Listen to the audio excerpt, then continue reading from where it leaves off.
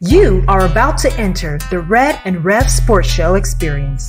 Get ready for some real sports talk from some real sports fans who were real sports athletes who have sports knowledge.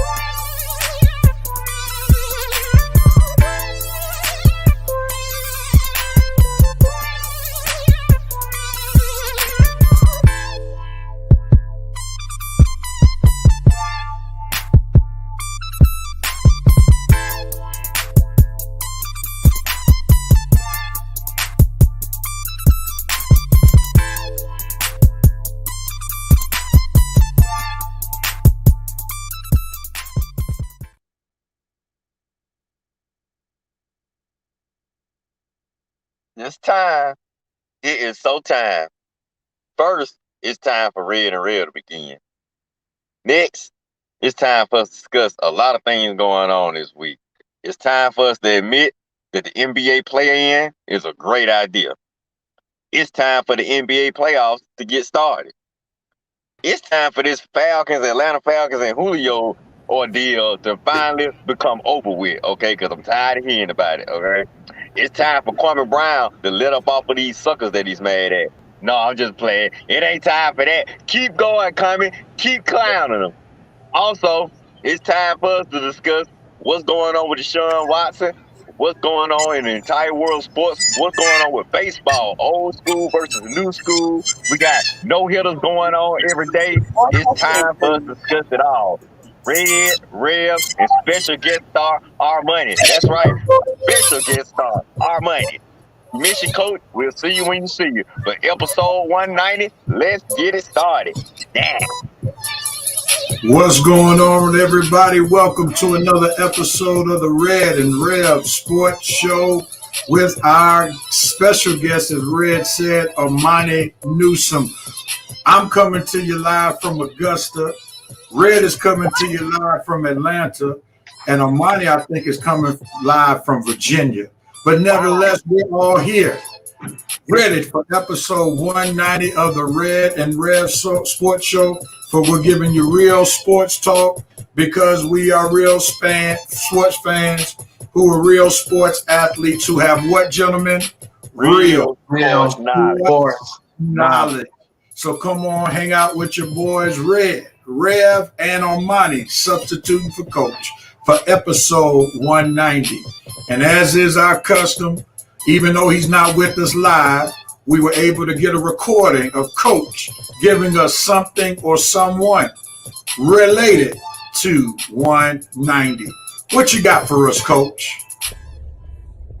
Good morning, everyone. My number 190 is for the number one player defensively for the Carolina Panthers. He played well for many years, and he was their first pick. And he is Julius Peppers, who wore number 90 for Carolina. Julius Peppers, as the number one pick, number 190, Carolina.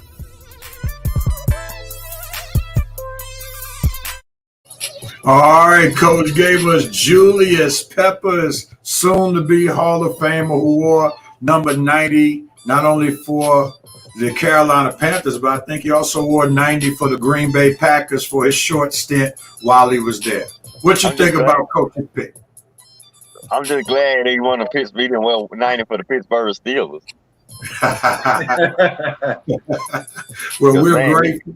He been going Pittsburgh Steelers players week after week. He finally remember there are other players in the NFL. So thank you, Coach.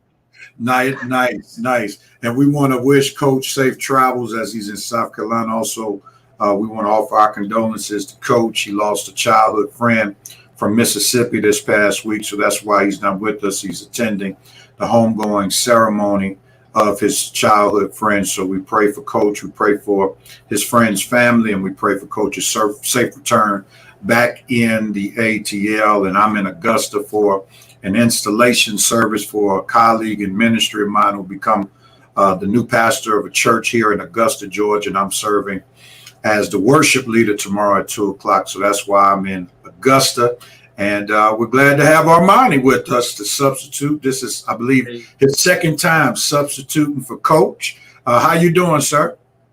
Hey, I'm doing well. Rev, you in my hometown of Augusta, Georgia. So. Oh man. Okay. I didn't know you were from Augusta. Mm-hmm. Yep. Okay. All right. Well, Augusta is representing in the flesh. All right. And let me do this real quickly before we press on. We got to give a shout out and welcome Revanite Nation. What's going on, Revanite Nation? Glad to have you all. Let's see who's chiming in. Vincent Woodruff, good morning.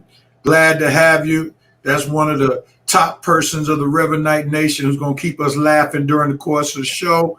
Kelly Kell, what's going on? And congratulations to you finishing up another school year. We got to give big ups to teachers this year. You all had a tough school year. Some of you all do hybrid. And let's give it up for our teachers this year. Kelly, great job, Kelly. And checking in is Red's favorite person, Shelby. She'll be on next week. And she's giving it. And she says, "Hello, hey Rev and Armani." What's going on, Shelby? Who she admitted. I'm getting sick over here. Please change the topic. I'm getting sick. What's going on, Joe Black in Jacksonville? Thank you for sending some condolences Coach's way, Vincent. Armani getting some love from Vincent Woodruff. All right. Vincent said he ready to cut up. Miss Ellie Vaughn Williams, thanks for watching. Shelby's clapping. Big ups, yeah, no doubt about it. Giving the love to the teachers. And here he is, one of the jokesters of the Reverend Knight Nation. Where is he checking in from? Checking in from the Peruvian chinchilla rap in Santiago. My night sounds nice. Check one. Thomas Holcomb is in the house. I bet he don't even know what they saying in Peruvian. But I bet you can hear the music though. Oh my goodness, man. Thank you for checking in. Hope all is well in Santiago, Chile. All right. We'll look forward to where you're checking in after halftime. All right, gentlemen, let's get right on into it. As Chef said, what else is there to do? All right. Let's go right into it, gentlemen, and let's start this party off right as we do what we normally do. Start off the show with our dope, nope, and coke moments for this past week. Red, we'll start with you, then we'll go with Armani, and then they'll come back to me to finish it up. All right, so what are you doping on, Red? Okay, what am I doping on this week? Okay, here we go. Had to bring my numbers up. I'm doping on one Braves third baseman, Austin Riley. Well, Austin, it was a touch and go for a minute. We wasn't sure were you the guy to replace old Josh Donaldson. We wasn't sure were you the guy to be our third baseman of the future. Well, if I'm looking at this last few weeks and last month, let's just say last month, Austin Riley, 366, 7 home runs. We don't need all the numbers, Red. This is a short segment. Okay. Bottom line, Austin Riley is on fire. He is proving that, yes, we were right to move on from Josh Donaldson. Austin Riley, these numbers you putting up, power numbers, discipline at the plate, all I got to say for you, buddy, is dope. Oh, yeah. All right, Armani, what are you doping on this week, sir? Thanks, Rev, because I would have went too far. I'm doping on one LeBron James. Came in and closed out the Warriors. You know, man, that was a clutch shot. And, you know, they played great defense down the stretch too. So, you know, I'm doping on LeBron James. You know, people, you know, hate on greatness. You know, he's one of the better players of any era. So shout out to LeBron for hitting that clutch shot for Reds Lakers to advance to the playoffs. All right. Excellent. Absolutely excellent.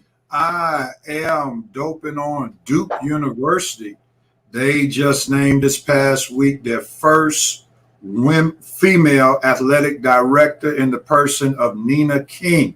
So big ups to the Duke University Blue Devils for making Nina King their first female athletic director. Oh, yeah.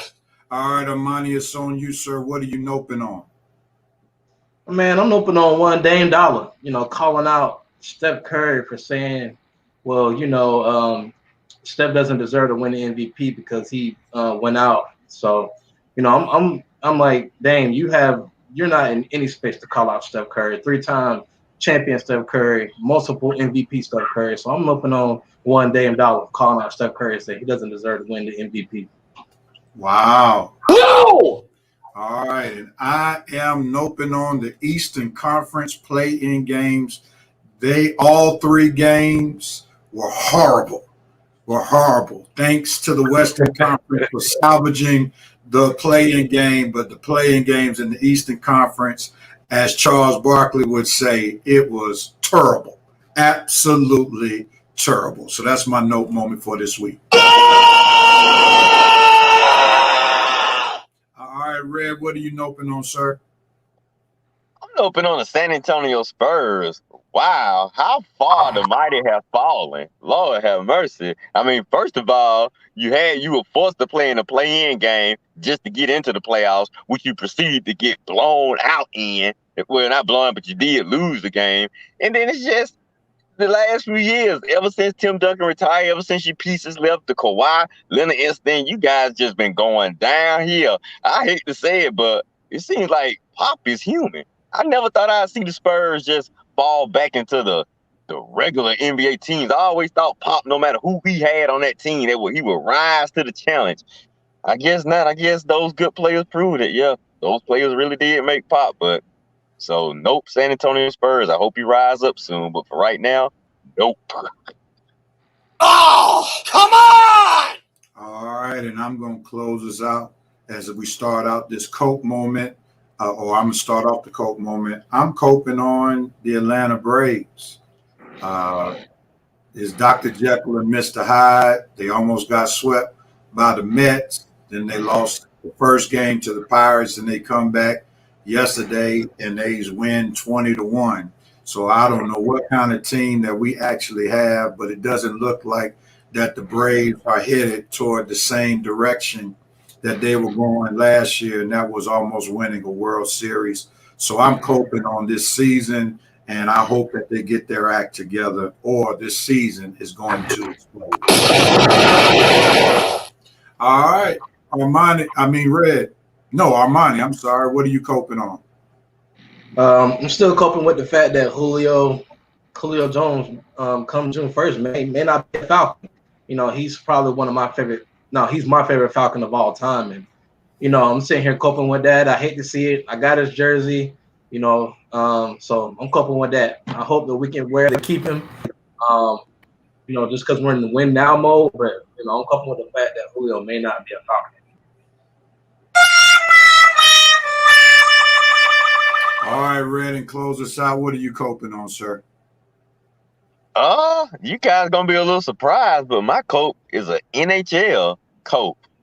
I'm coping with the insensitivity of the NHL. Now, let's break this down. You have John Tavares, the goalie for the Toronto Maple Leafs, gets inadvertently hit in the back of the head, goes down to the ice, hurt. Everybody standing around holding hands, not knowing if he's gonna be all right or not. Okay, he finally raises back up to the ice, gets wheeled off on a stretcher. Everybody praying, everybody hoping he's gonna be all right. And what do these guys proceed to do in the next segment? Have a freaking face-off, a fight, after you just sat up there and watched the guy get hurt and laying on the ice and everybody standing around like you at a vigil holding hands, and the next segment you have a face-off and a fight? What if that guy get hit in the back of the head? What if something happened to him? And that's how you deal with it. And all we got to hear about, well, we know how the NHL loves to police themselves. That's what you call policing yourself?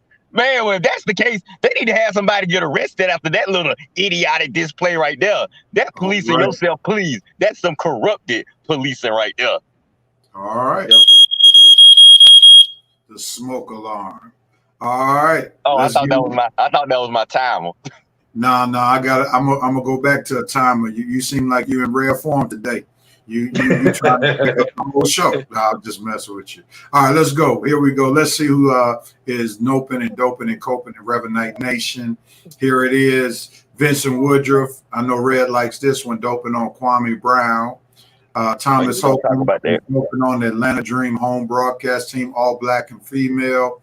Shelby Devon Gales admitted to her alma mater, UGA. Who cares? I think that's the dude who got paralyzed at Southern. I think that is. Shelby, give us more Southern, right? Yeah. Give us more information on that, Shelby. Yes, Shelby on baby comments. Joe Black, Kwame Brown clapping back.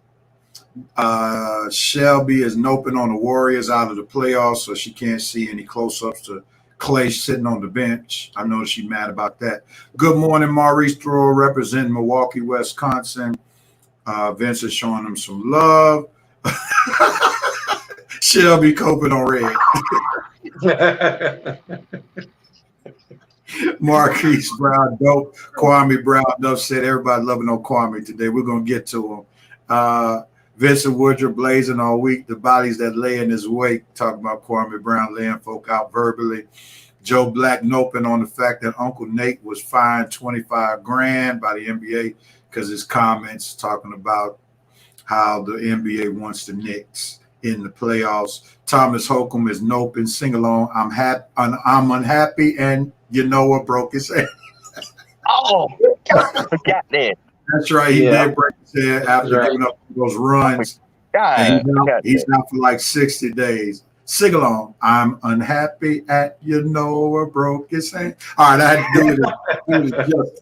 I messed it up the first time. That's pretty clever. You like that? What you like that because you had another comment the other week. That's pretty sharp. Kwame been ready. Shelby said. Vincent Woodruff said Dame Dollar's old jughead always inserting his baseless opinion just because. For no reason. My. Lancey Bilbrew, Becky with the good hair. All right. Maurice throwing open on Draymond Green's lane shot at the end of regulation. Yeah, that was a terrible shot. That was absolutely terrible, man. I don't know how you can pay a man 20-some million to put that kind of shot up at the end of the game. Told y'all, he is useless, man. Useless. Man, obviously, it didn't watch Bloodsport. Brick did hit back. That's pretty clever. Vince Wood, he's been resting for 20 years. Folk better keep his name out of their mouth because bad things happen when he speaks, talking about Kwame Brown, except for the Celtics and Tatum scoring 50. That's pretty good. Tatum scoring 50. Yeah, but it was in a blowout fashion. James West, Spurs, referring to what Red was talking about earlier. Joe Black said, I'm here for the fight. James West, Braves. I understand, bro. Thomas Holcomb coping the insistent growth of the Braun Hive and the Love Fest from the Slurp Channel at AKA ESPN. I didn't know you were anti-LeBron. I see you and Shelby got some good company about that. Joe Black coping on the Falcons seemingly can't find a way not to trade Julio. Echoing Armani's sentiment. And Vincent Woodruff says, note Matt Barnes, Becky with the good hair, and Charlemagne the good. Two little girls defaming a grown man that was minding his own business. It seems like everybody's Team Kwame these days. Linson Bilbrew coping on these playoff ticket prices. Yeah, if you're trying to go to the Hawks game, you better make sure that you got some extra money because this is a definitely expensive ticket. Maurice Thrower, the thoughts of Falcons fans losing Julio Jones. He deserves to retire as a Falcon. I think all of us would agree on this panel as Falcons fans. Man, y'all had a lot to share this week. Coping, no Golden State Warriors for the playoffs. Who's going to shoot the threes from half court now? Dame Dollar said, I got you covered. Hey, Trae Young said he got you covered too. Yeah, Trae Young. Yeah, no doubt. Once again, Red goes. See it take a sausage, Red. Right. Red, you go to the fight and the hockey game breaks out. That was Red's wrap it up timer. It was the one. Okay, all right. That's what I thought. Thank you, Kelly, for chiming in. And Bill Brew said that's the same thing. Gotcha. All right. I thought that name sounded familiar. All right. And TY11 Fire. Also, Joe Black is coping with 85 Jaguar jersey being top 5 seller. Yeah. Tim Tebow, who probably may not even be on the team, has the top selling jersey in the NFL. My goodness. How? Already? Yeah, man. How? I mean, well, he's from Jacksonville, so they loving him up in Jacksonville. And I think even though he shouldn't make the roster, I think that Joker gonna make the roster. Just for ticket purposes, and he'll at least be on the roster at the beginning of the season so that people will buy some tickets because you got the Trevor Lawrence and Tim Tebow, and by keeping Tebow around, you kind of somewhat take some of the pressure off of Trevor Lawrence. So everybody looking at what would Tebow do and all of that stuff, but that's another story for another day. So technically, it's a smart move by Urban Meyer then, take the pressure off his young quarterback. Yeah, at the beginning, it's a gimmick that could last maybe a few weeks. But if Tim Tebow doesn't come in and produce anything, then it's going to backfire because people are going to question his legitimacy as a head NFL football coach. So it's kind of dicey. And then also, say for instance, you cut a legitimate player to keep Tim Tebow. Will the players respect him? Because those guys ain't got no care about, this was your dude who helped you win a championship at University of Florida. They're trying to win and put the best team on the field. So if he sacrifices somebody who could actually help the team in some capacity for this gimmick, that can hurt Urban Meyer and his credibility long term. I think Urban will be fine in that regard, real. I don't think it's that good of a play on the team that you can justify keeping him over the money that Tebow's gonna breathe in. You're not cutting Trevor Lawrence. You're not cutting Travis Etienne. You're not cutting none of the top players on defense. I'm talking about even that fringe player. Yeah, that's what I'm saying. I don't think Jacksonville has any. Well, the real question is, if Trevor Lawrence gets hurt, do you plug Tebow in at quarterback? Nah, they'll have another. No. He'll be like an emergency quarterback, and he may play some wildcat. That they may put him as wildcat quarterback, but we are already talking about Tim. He is definitely a polarizing figure. All right, and here it is. White privilege at work again. Sister Harris chimes in. Who else? Let's face it. Nobody's clamoring for a board. No. Yeah, Urban will have health issues this time next year. Blake almost about to start. If it don't work out, he will. Big facts, bro. Something tells me I have a Mysterio gastrointestinal. I don't belong. Going in on Urban Meyer. And last comment, we're going to start within the first 6 weeks at 0-6 head issues. Sounds about white. There it goes about Tebow jersey being number one. So that's good, man. I love that quote by Vince. It sounds about white. I love it. All right, gentlemen, let's get into it. We're going to talk some basketball to start the show. Here we go. Here we go. We're going to start with some NBA play-in recap. Then we're going to come back with some Kwame Brown conversation. Then to conclude the show, we're going to give our NBA playoff review.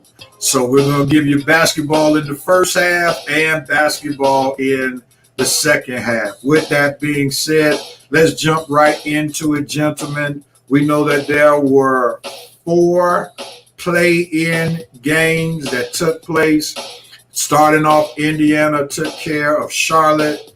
Boston took care of the Washington Wizards to put a matchup between Indiana and Washington for the last seed.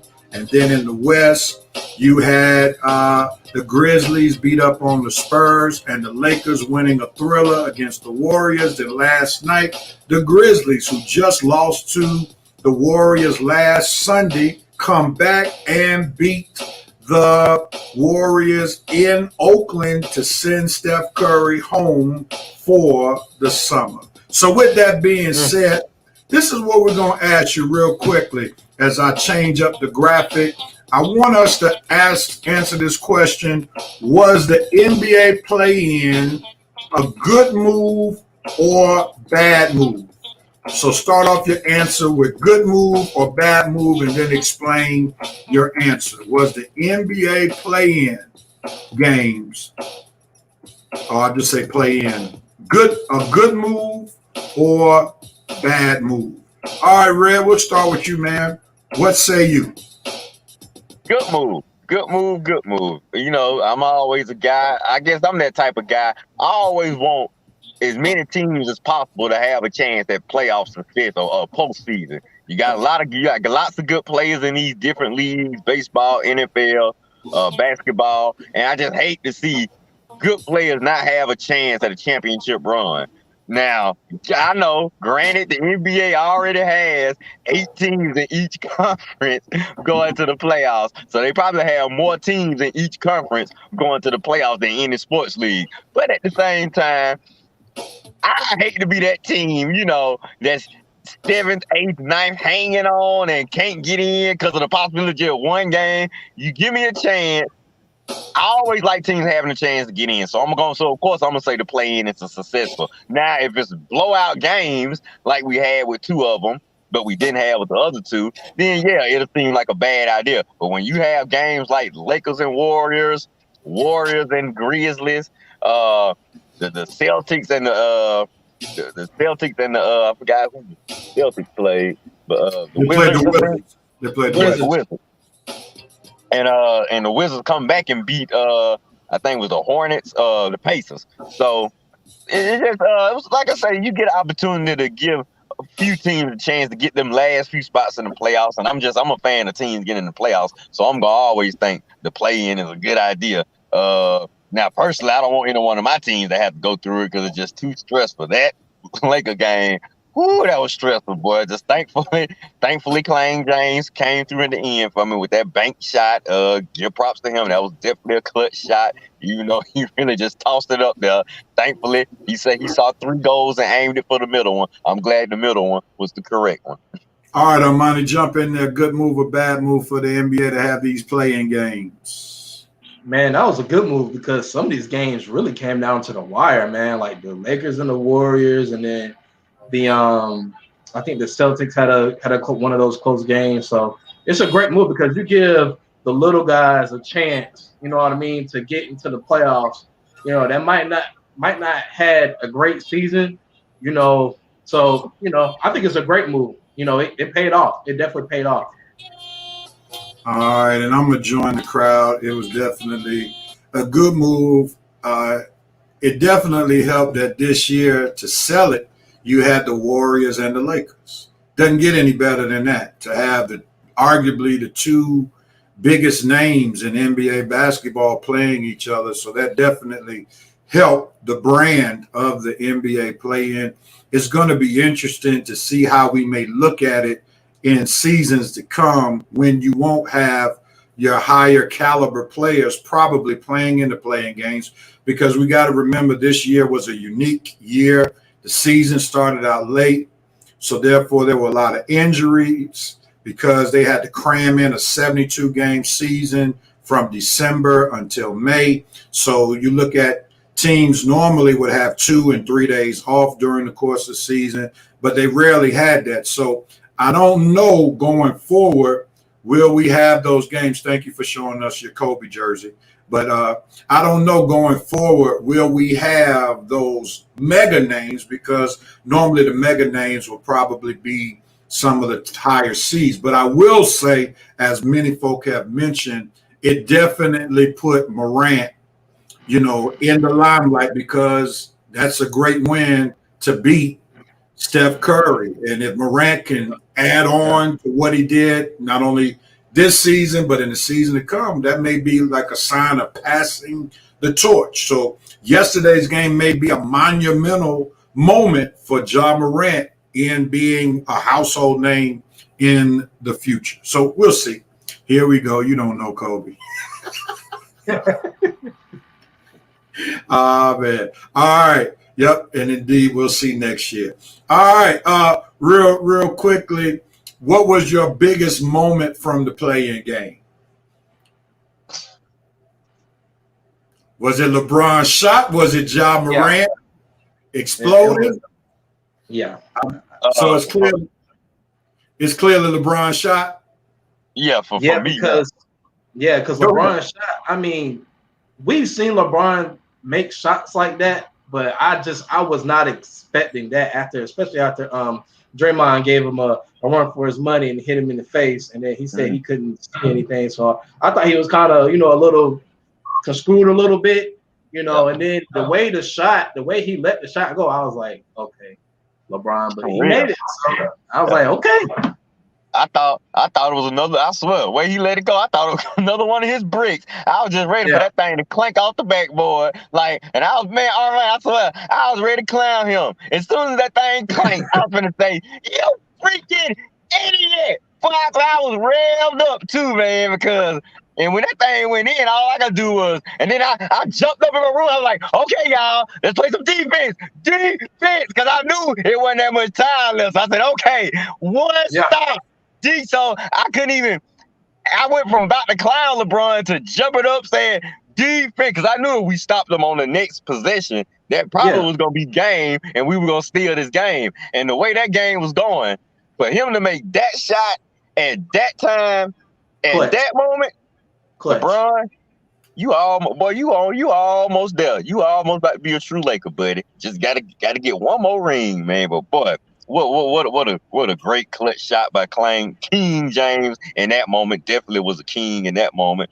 All I gotta say, that definitely was a big moment to me, because I don't know where my Lakers would have been. I don't know how I would have been feeling Friday, having us. We had to play Memphis, and then I come home and we in a tough battle with Memphis, hanging on by a thread. I would have been I just would have been so, pissed. Excuse the language. Well, I want to say this. In Revenant Nation, some of them are going more with Morant's coming out party.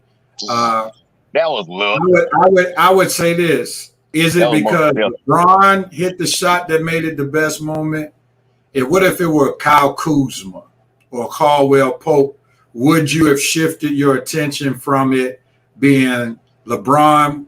Being the big shot, being the clutch moment in favor of Ja Morant's coming out party? Because what Ja Morant did yesterday was very impressive.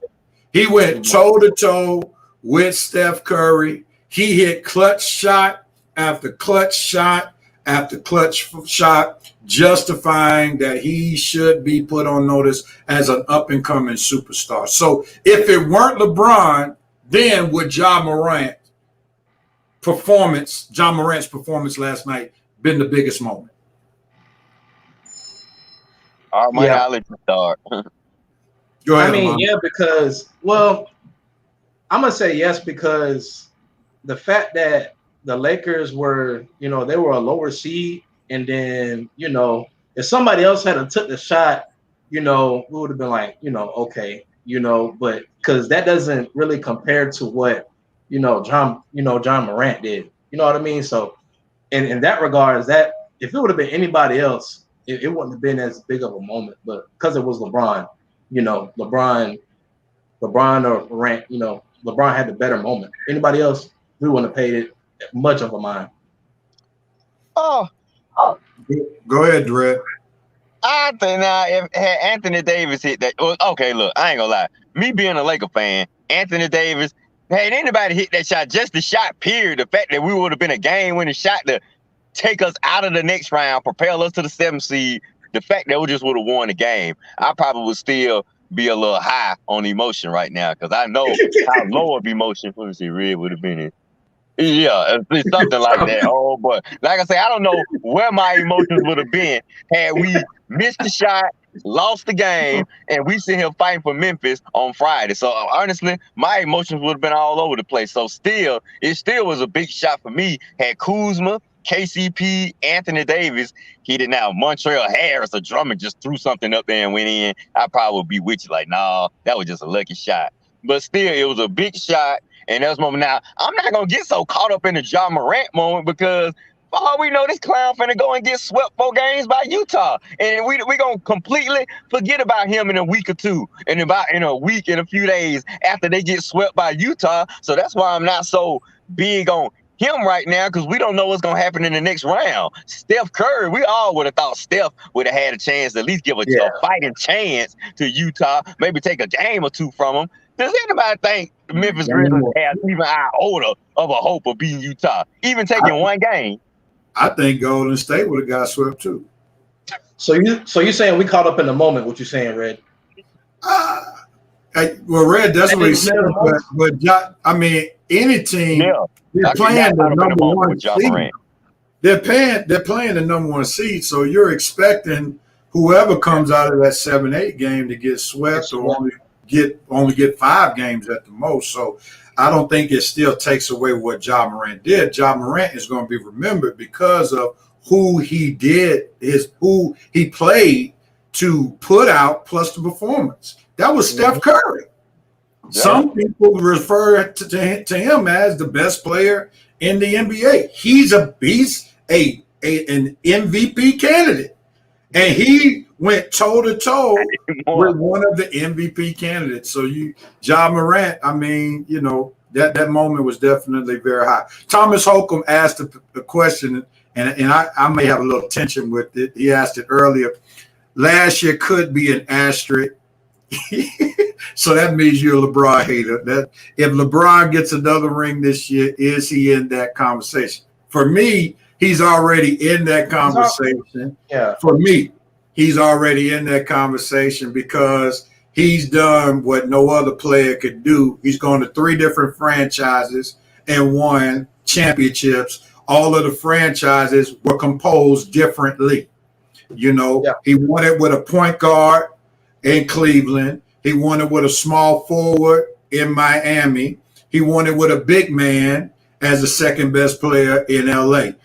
LeBron is the only player that you could put on any team, inclusive of Michael Jordan, you could put on any team and they become an instant contender. If you look at MJ's career, the roster had to be the same exact way for him to win 6 championships. You had Michael Jordan, phenomenal scorer, defender. Then you had Scottie Pippen defending the best player on the perimeter, being the point forward. Then you always had a great rebounder. First 3, Horace Grant. Second 3, Dennis Rodman. Then you always had a good shooter at point guard. John Paxson, first 3. Steve Kerr, second 3. And who did you have as the coach for all 6? Phil Jackson. I mean, LeBron won championships with Mike Brown. I mean, not Mike Brown. Tyronn Lue, is he a Hall of Famer? I don't know. Spoelstra, he'll probably get in just because of what he did with LeBron, and then he took another team to the championship with Jimmy Butler and Frank Vogel. Anybody was talking about him being a Hall of Famer before winning a championship. So, I mean, LeBron's in that conversation. He may not be as flashy as Mike, but he's already in that conversation. Let's not be disrespectful. Yeah, I agree. Yeah, I agree. Ain't no such thing as an asterisk with a Laker championship, buddy. So Thomas, I'm gonna send you back to the Peruvian rap battle in Chile, Pennsylvania. Okay. I mean, you really can't put an asterisk behind it because they played. They still played. Basketball is basketball. Everybody played basketball. Everybody played under the same conditions. Yeah, everybody had a break. Everybody played in the bubble. Nobody had home court advantage. So, I don't know how you can get an asterisk. But nevertheless, let's move on. Nice try, Thomas. Nice try. Yeah, you know Red wasn't going to hear that asterisk. I mean, MJ did have the great Bill win, but he also had Scottie Pippen, Dennis Rodman, Horace Grant. I mean, let's talk about the second 3. He did have Tony Kukoc, who was actually one of the top 6 men. I mean, let's not act like MJ played with trash. Because if we look at it, I don't want to burst anybody's bubble, but if we look at the championships that Michael Jordan won, Scottie Pippen was no less than the second or third best player on each team. If you put all teams together, he always had either the second or the third best player on his team. All right. So let's put that in perspective. Michael Jordan never led a team without it being stacked into a championship. Michael Jordan never played the NBA Finals with his team being injured like LeBron did when he had to play in the NBA Finals without Kevin Love and Kyrie Irving.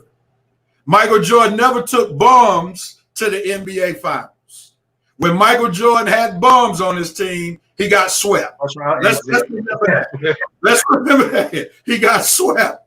So let's stop exalting and worshiping Michael Jordan, because we're looking at not the Michael Jordan that just kept getting his head beat in by the bad boys in the finals, and he didn't finally beat the bad boys until the bad boys were the old boys. So let's put things in perspective. All right, all right, man. I didn't mean to go into that, but sometimes we don't listen to the full gospel. You talk about me, real. Talk about. I wasn't finna stand for that asterisk. You weren't finna stand for that LeBron claim. Lord. I mean, people are in denial about greatness. Yeah, I mean, the bottom line is you can dislike LeBron, but the bottom line is there has been no other player in NBA history where you could put him on a roster and their team instantly becomes a championship contender. And if you take him off the roster, the team tanks. And this is why, another reason why LeBron is in the conversation. What happened with the Chicago Bulls when Mike retired the first time? They were right back in the Eastern Conference semifinals, a game away from being in the Eastern Conference finals without Michael Jordan. So folk want to say that Scottie Pippen was trash. That trash went right back to the Eastern Conference finals when Michael Jordan retired. Oh, real. There we go. Here we go. Here we go again with that mistake that everybody keeps making. You're right. You're right. They did have some success, and let's not talk about them after the second retirement. But y'all keep making that mistake. It was not the Eastern Conference Finals. It was the Eastern Conference Semifinals. Scotty made it too. He still did good now, but it was the Eastern. Because remember, it was the Pacers and the Knicks that played in the Eastern Conference Finals. Yeah, that's why I said he was almost a game away. I said he was a game away. You're right. Yeah, almost a game away. And after that second retirement, Bulls ain't made the playoffs in over. When the last time the Bulls made the NBA Finals? And then we won't talk about the Washington Wizards here. We won't even talk about it. All right. Oh my God. Like I say, LeBron does make the team an instant contender. It ain't no team if you put them on Sacramento right now, they ain't done nothing in years. Put them on Sacramento right now. Sacramento gonna become playoff. Going to the semifinals. Straight there. Yeah. Easy. All right, let's go, man. Red, we're going to let you lead this segment. Kwame Brown strikes back after a 20-year hiatus. People making Kwame Brown the brunt of NBA jokes for many not people. Anymore. He was a bust as the #1 pick. Some folk came to learn about Kwame Brown. So at this point, Red, let's talk about your new favorite guy on the podcast circuit, Kwame Brown. What you got for us? I love it, Rev. Absolutely love it. Kwame, much props to you, brother. All I got to say is, dude, what took you so long, man? What took you so long? You been retired.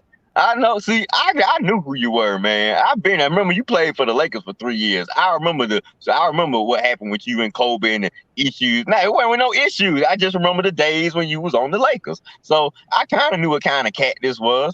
But Lord, if he had known, if Steve Jackson, Matt Barnes and Charlamagne the God had known what they was about to unleash, I would have told him, like, please stop talking about this man, because he ain't gonna stand for it for too much longer. And boy, has this man unleashed, man. Former Laker Kwame Brown had just pretty much took the internet and made it his own show. I mean, Matt Barnes, Steve Jackson just don't stole these manhood. Charlamagne the God, man, I had to get legal with Kwame Brown and give him to shut up. Lord have mercy. All I got to say is, it's y'all fault. It is y'all fault.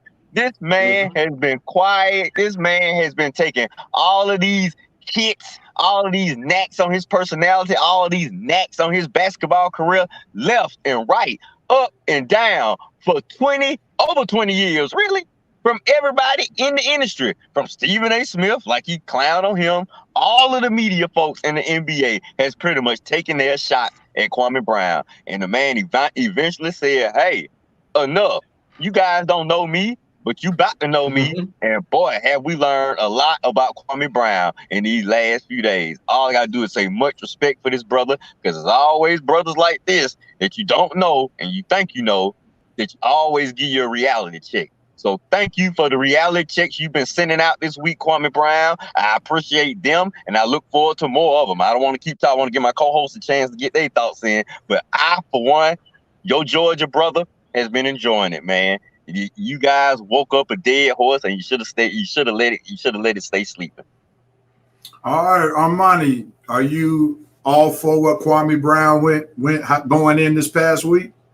Oh yeah, I'm all for it, because I mean, you can't keep messing with the dude and then expect nothing to happen.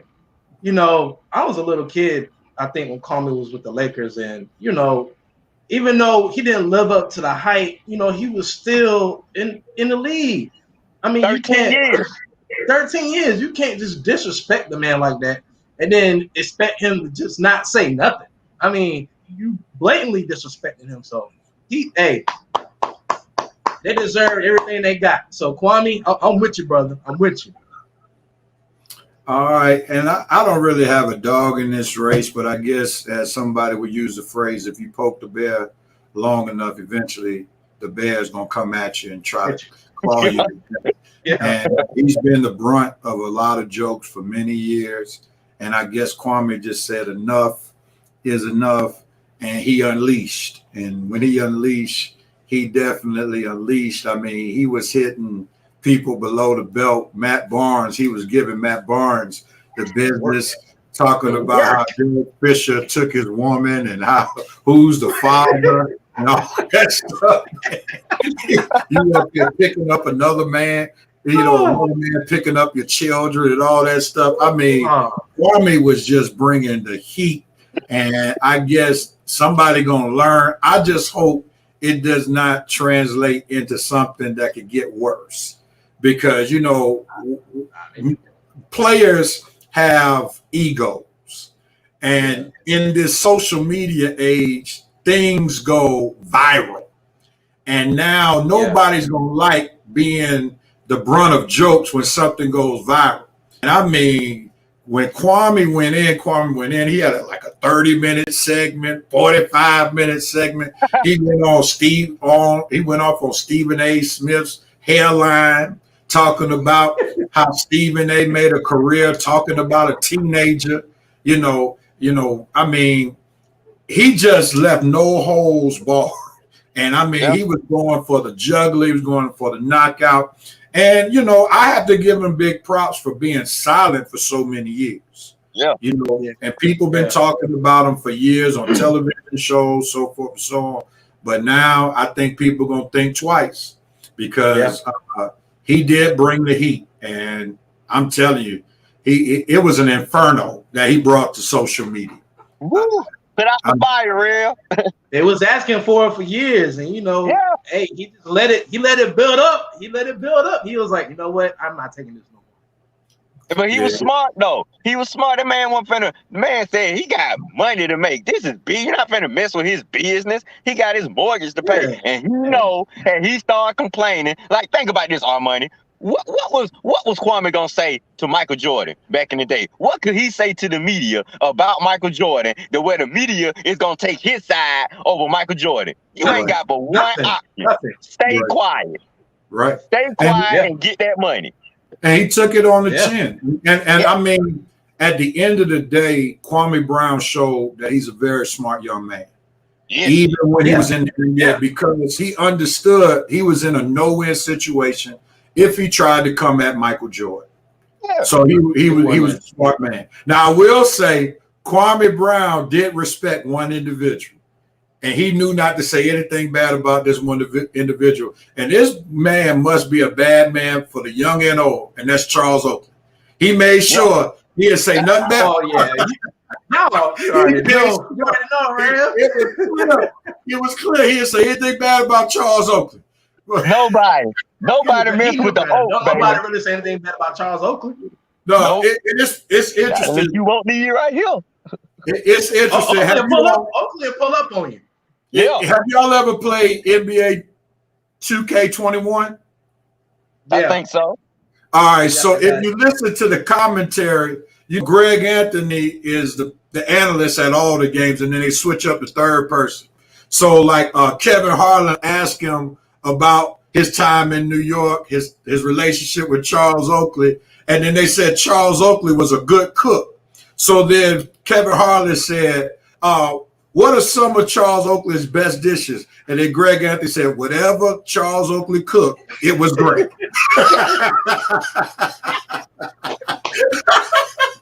I thought you were gonna say, Real, that I thought Real was gonna say he know how to dish these bowls out of something. Nah, man. Hey, Oakley is with it. He's all about that action, man. Hey, it took like 5 or 6 people to subdue him at Madison Square Garden. I remember that. It is right. Yeah.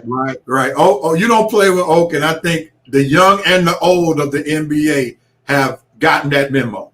Yep. All right, let's shift gears real quickly. We're going to move from basketball. We'll come back with our playoff review later on in the show as we conclude the show. But let's chime in real quickly. Armani had made mention of this during his Coke moment, and we're going to go right into it as we talk about where will Julio Jones wind up. That got a lot of media attention this past week. So now the question is, where will Julio wind up? I think it's all but certain that at some point after June 1st, Julio is going to get traded to get the Falcons enough money to be able to sign their draft picks. Some people have suggested that they could make his money a signing bonus where they could keep him, but all signs are showing that it's not in the new regime in the front office of the Falcons to keep Julio Jones around. So this is why maybe they drafted Kyle Pitts to take over the Julio Jones role. With that being said, we're going to just act like we know he's going to be traded. So the question is, where will Julio wind up? Also, what do you all, or do you both rather, as Falcons fans, because both of you all are Falcons fans, would consider to be proper compensation for one Julio Jones? Armani, I'm going to start with you on this. Since you were the one who talked about Julio in your opening segment for Cope, where will Julio wind up, and what will be adequate compensation for him? Oh, man, I'm really not ready for this conversation, Red. All right. I mean, so to me, I think they're not gonna trade him to anybody to the NFC. So let's go ahead and get that out of the way. I really don't believe that, because if you trade him away and you have to see Julio, it's gonna be for Julio. It's gonna be personal. He's gonna make it his duty to make sure that he rips the Falcons defense apart. So if they trade him, it's gonna be to somewhere. I think he's going to the Ravens. I think they'll give us a second-round pick, maybe a late third-round pick, and then also give us somebody like who is their one of their top corners? I think Marcus Peters is one of their top corners. Yeah. You're gonna have to. I'm not giving away Julio and then not getting nothing back. Just getting draft picks in return. I'm not doing that. So I'm gonna get an equal to at least an equal playing field of the type of player that I'm gonna get back for Julio, because again, we are in win now. They already made that clear. So to me, I think he'll go to the Ravens for a second round, late third round, and Marcus Peters, because we do need that defensive back help. So So I think he's going to the Ravens, in my opinion. My wife's a Ravens fan, so she's like, I hope he comes to us. I'm like, whatever. So all right, Red. Joe Black says he's going to New England, and acceptable compensation would be Gilmore and 2 second-round picks. Joe Black need to shut up. I'm the host of this show. Let me tell you the information, okay? Man, don't come at Joe like that. He just giving an opinion. But I ain't get a chance to That say man can give an opinion. Not So before I go. He didn't give an opinion before our money went. So he ain't gonna give an opinion before I go. I was just posing that. Would you agree with him or disagree? You almost acted like that. I forget what show it was. When I want your opinion, I'll give it to you. Yeah, because he stole my thunder. That's why. He let me talk about New England. Okay. So he's going to New England. All right. Yes. So Joe is a preacher. He was prophesying what you were about to say. How about that? I guess so. Yeah. All right, Joe. I guess you read in my mind, Joe. You don't went from a chef to a prognosticator. I appreciate that. But this is what I want to say, Joe. This is what I want to say. Of course, yeah. I'm gonna respond to that. Yeah, but I've been hearing, I guess you've been hearing this week, Julio's been saying how now he wouldn't mind playing with Cam Newton. So, of course, I'm pretty sure that's not a mistake, him issuing out that. So, I'm with our money. I don't think the Falcons are going to trade him in the NFC. I thought about Green Bay, but like I said, I don't think they're going to trade him in the NFC. They'd be fools to trade him in the NFC. So we have to look at an AFC team. which Baltimore, that's one team. And New England is definitely another team because I think New England was looking to trade for him during the draft, but I think the Falcons made it clear that they wasn't going the deal wasn't going to be official before June 1st, so you might well wait to then to even think about negotiating. But New England is definitely a situation I can see the Patriots giving up, and I guess you're right, Joe Black, you're right. Gilmore or Tutus. That's the deal I would make. I just wish you let me say it at first. God, look like I'm following you now. Look like I'm following your opinion. I guess I am. So me and Joe Black think we are feeling the same way. That New England is a good destination for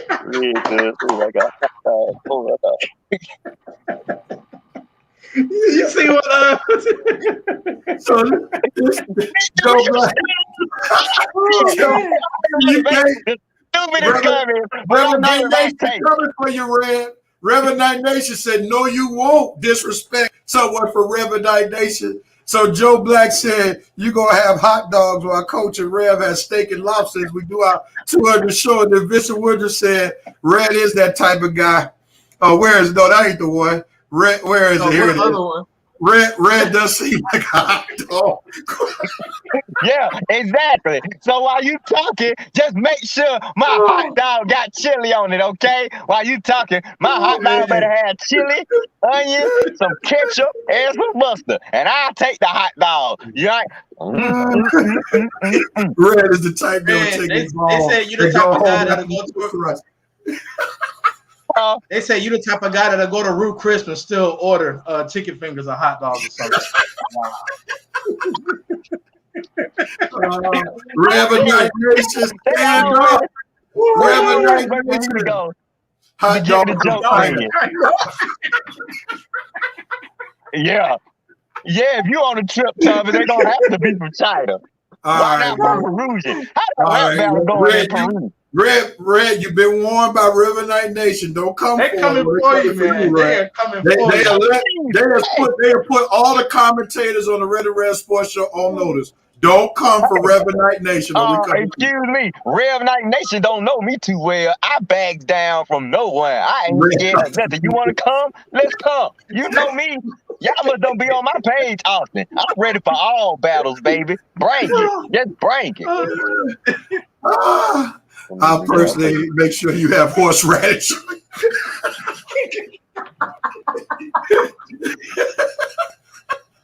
Shelby Brown is for dessert. Shelby got a brown. I would eat nothing from Shelby. All right, real quickly. All right, we got. All right, real quickly. Shelby, you got time every day, so shut up. All right, Maurice Thrower said he would love to see him agree, but they ain't happened. They ain't trade him as Mike said. They ain't trade him to the NFC. That is definitely not happening, man. Oh boy, I'll tell you, man, this is cool. And Kelly's twin is coming. Hey, Kimberly, glad to have you. And Vincent said, "Red, we're gonna serve you up some of these kosher dogs while you sit on that fence." All right, I'm glad I give y'all such good material, man. All right, well, we'll see. I don't have a dog in the race. I've come to the conclusion Julio is going to be traded. It'll be interesting to see what the compensation is. Red says he's going to New England. Armani says he's going to Baltimore. I've seen reports where other people are vying for him. The Tennessee Titans are looking at him. I heard that too. Because Derrick Henry wants to reunite with his fellow Alabama alum. So we'll see what happens. And that might be a move too, Red, because Tennessee, the pressure wouldn't even be on them in Tennessee because they got two good receivers. They just moved to that third.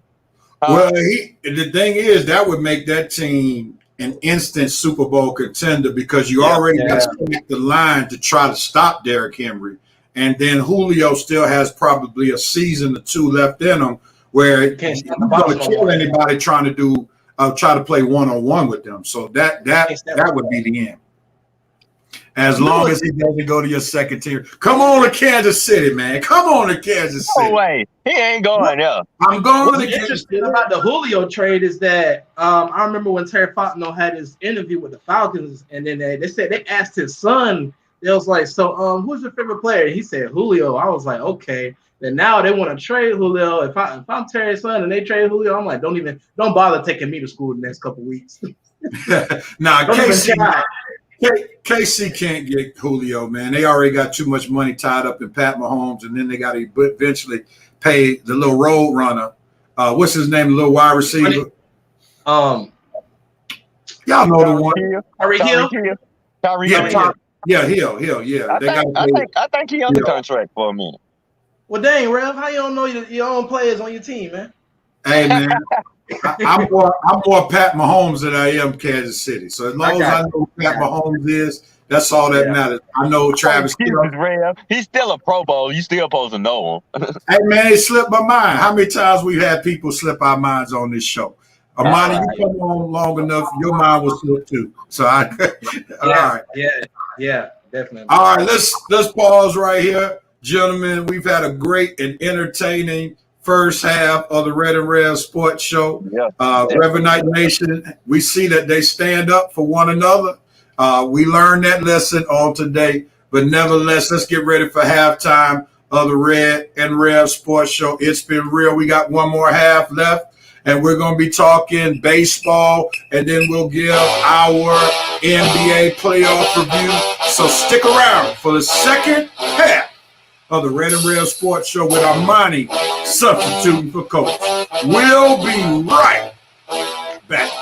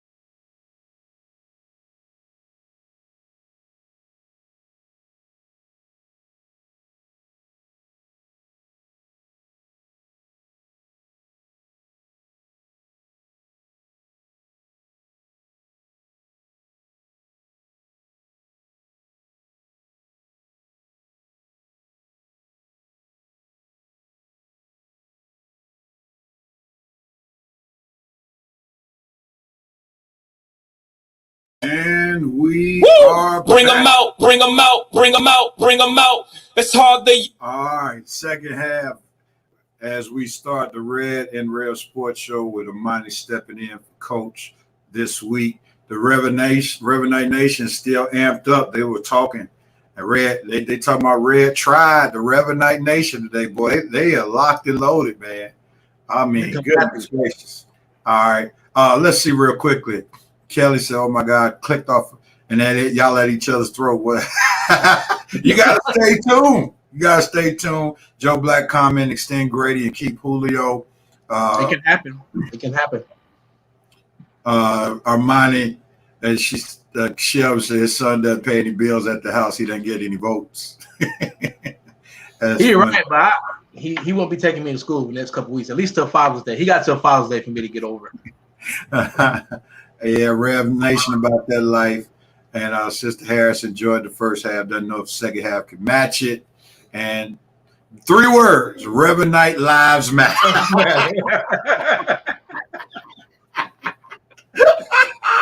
I love it. I love it. And Vincent has accepted the Mama Harris challenge to live up to the first half during the second half. All right. Hold on, Red. Go ahead. Say what you say. You muted yourself. Unmute yourself. Unmute yourself. Oh, sorry. Yeah. I think we might live up to the first half. All Yeah, right. I think that we got some good topics coming up. Well, you might have to come for somebody else in the Reverend Nation to help live up. Well, yeah, I'll do that on purpose just to fire us up again. So we start going down a little bit. Hold out, Rev Night Nation. I might have to come for one of y'all just to pump us back up. So nothing personal. Thomas Nothing. Hogan said Belgium sheepdog surfing at Lake Eufaula, Alabama. Well, thanks for shifting your event and location. All right. Even the Lord doesn't want Red to speak. That was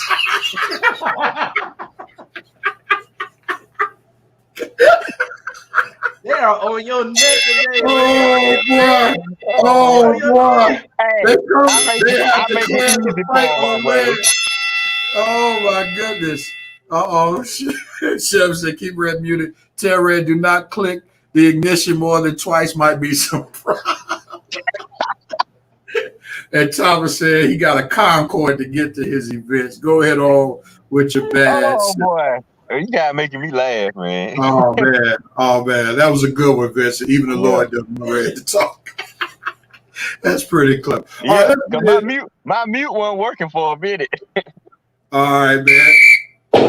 Let's get into this baseball as we talk right now. Tony La Russa and the White Sox. See, there's definitely a clash between old school and new school.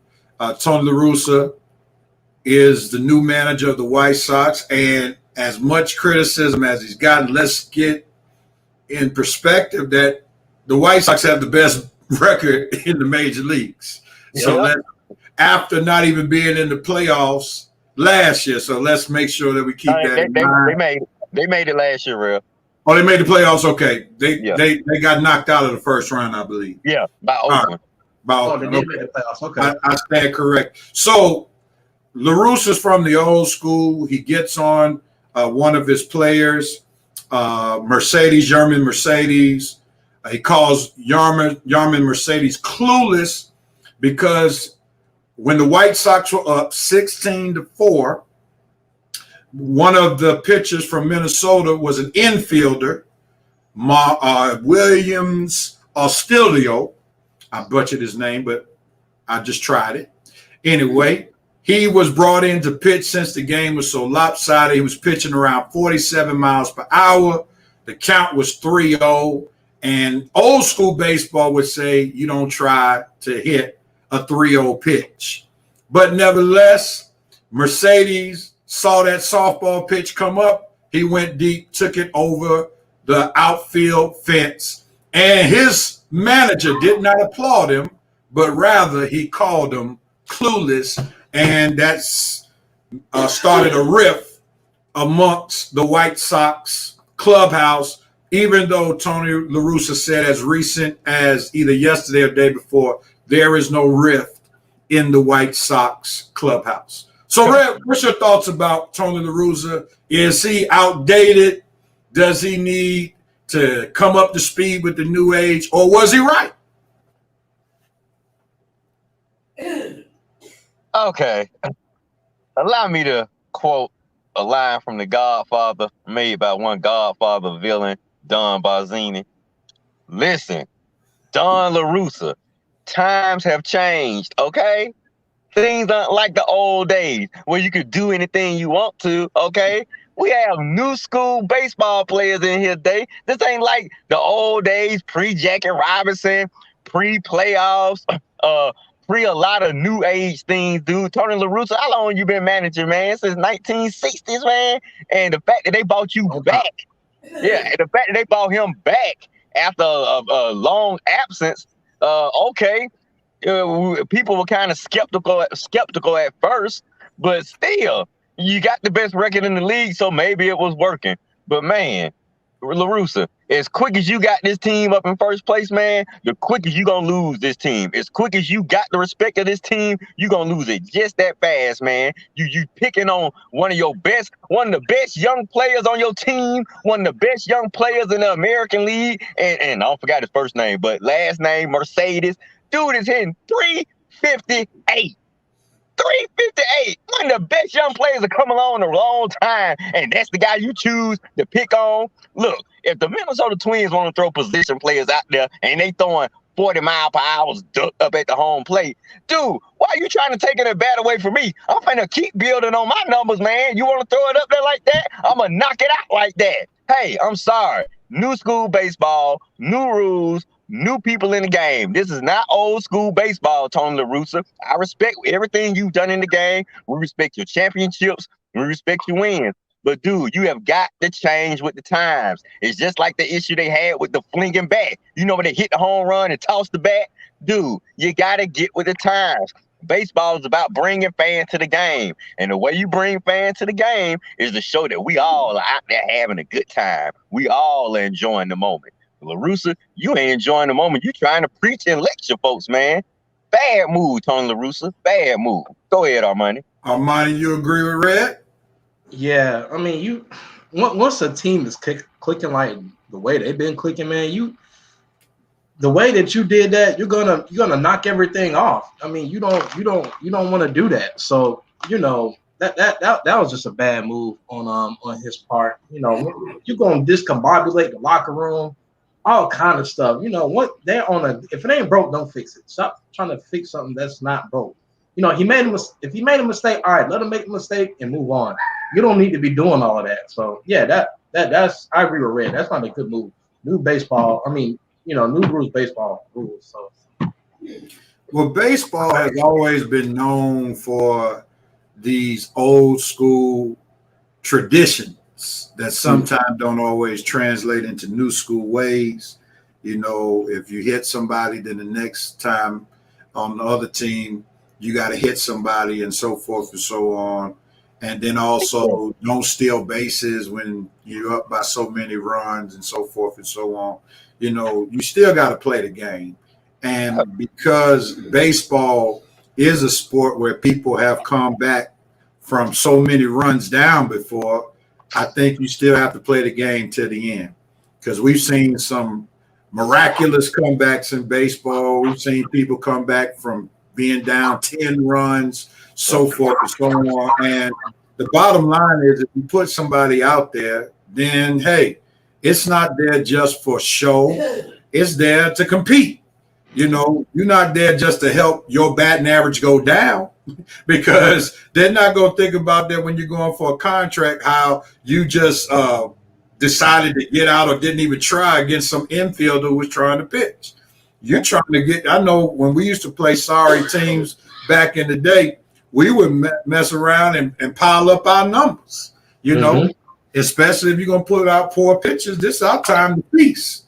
So, we got to stop with this old school stuff.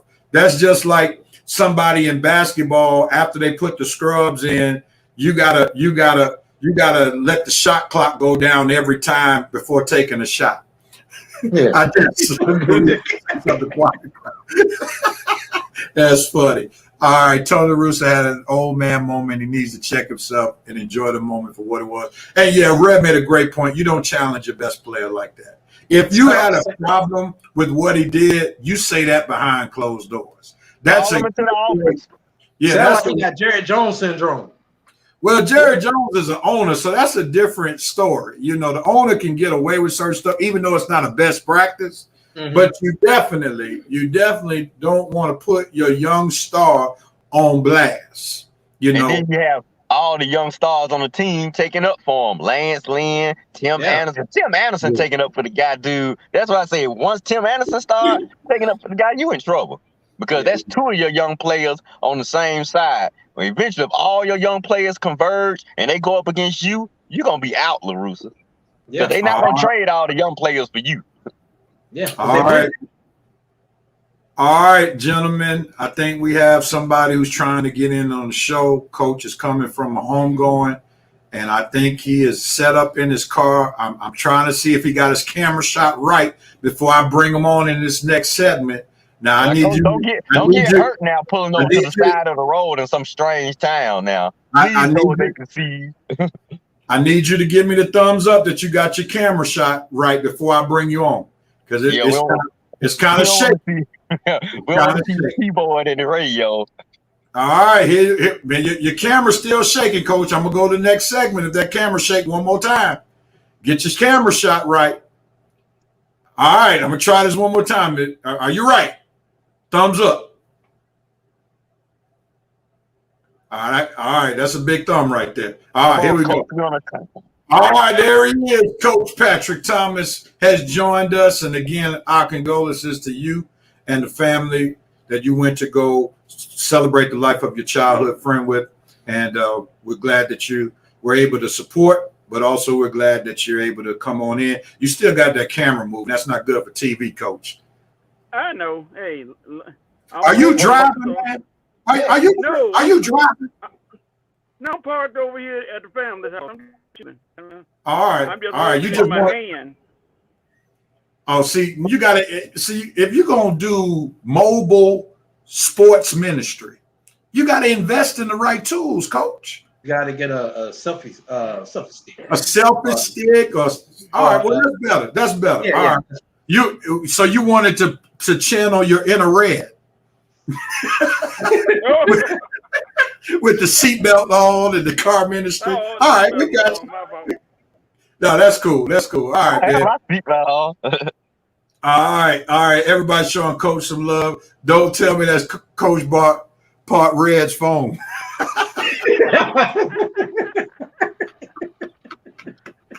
Oh man, they showing you some love, Coach, as you come in.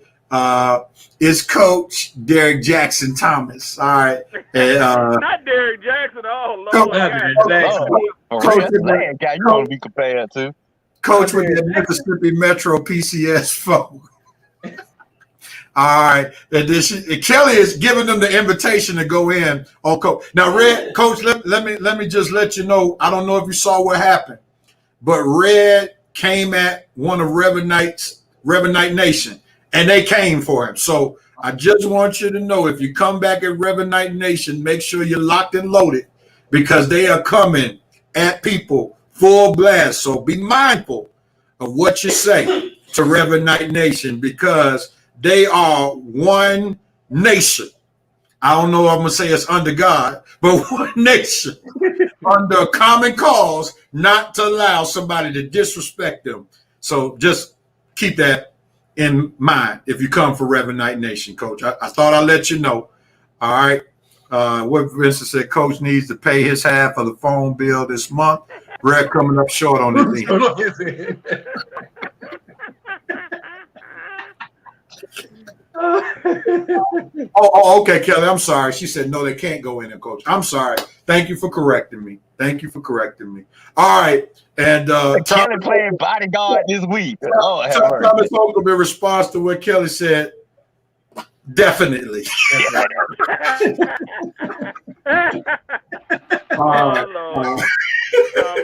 right, let's jump into this, Coach. We're on baseball. You're a baseball aficionado. We'll get you right into it. We know that MLB, we're not hardly 2 months into the season, and there has been already 6 no-hitters that have been thrown this year. Just this past week, we had 2 no-hitters on back-to-back days, where you had Spencer Turnbull of the Detroit Tigers, who threw a no-hitter. Then Corey Kluber went back to his old team on Corey Kluber bobblehead night in Texas, since they didn't get a chance to disperse those bobbleheads last season when he played for the Rangers, and he threw a no-hitter. So baseball is on track to surpass the record in baseball history for most no-hitters in a season, and that record is 8. And we're already at 6, and the season doesn't end until October. So is this bad for baseball? All these no-hitters, and what do these no-hitters show about baseball? Are the pitchers that dominant, or are the hitters that bad? Go ahead, Coach. I think it's a mixture of both. Yeah, I mean, look at last night. Braves win 20-1. 20-1. And I know they said home runs. You know, everybody want to see the home runs. Every now and then, the baseball player in me likes to see somebody just go out there and just dominate all these so-called hitters and just make them look like, oh, yeah, you supposed to be this big-time hitter, but you can't hit with this pitch coming at you. So I think it's good. I mean, it gives you I don't know if a lot of people like to see blowouts end up leaving. They think they get a game like that where no hitter is thrown, puts a little intrigue in the thing, makes everybody say because it's like, he getting this close. Let's see what he do. So me personally, I think it's good. All right, so Coach, as we got through the Mississippi burning phone line,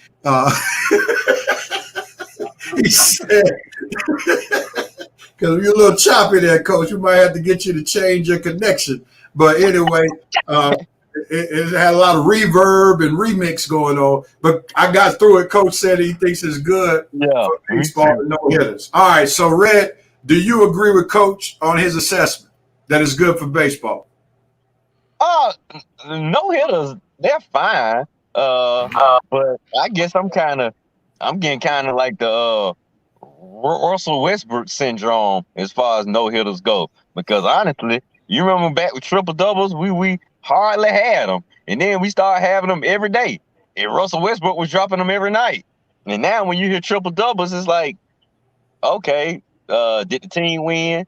Is the team playing for something? It's like we need to know more about the context of the triple doubles now instead of just being a triple double happening.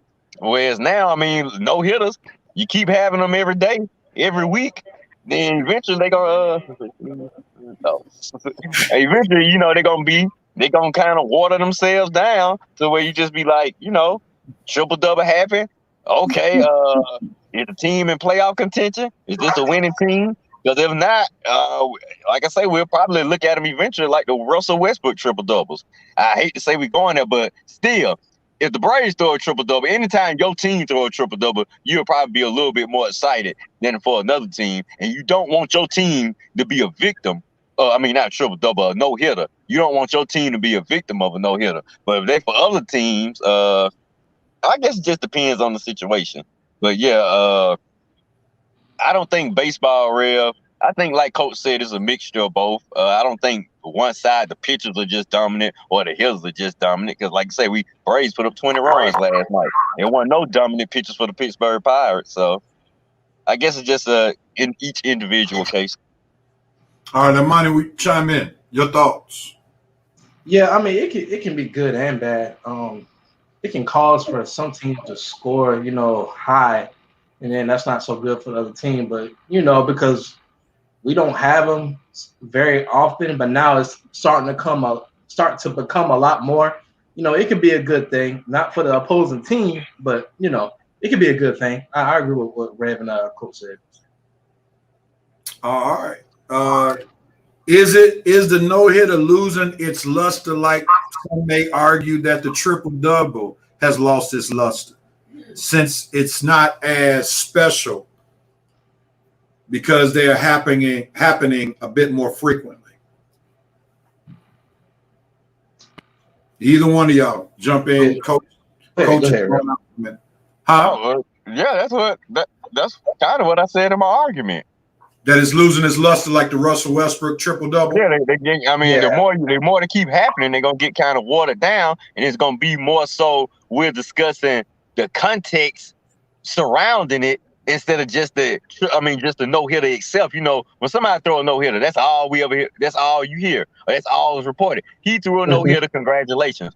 But if they keep happening daily or weekly, then we're going to start to ask, well, is the guy throwing a no-hitter? Is he throwing it for a winning team? What type of pitching record? Is he a good pitcher that threw a no-hitter? I'm just saying we're going to start to ask more questions about the no-hitter instead of the fact that it was just a no-hitter. You see what I'm saying?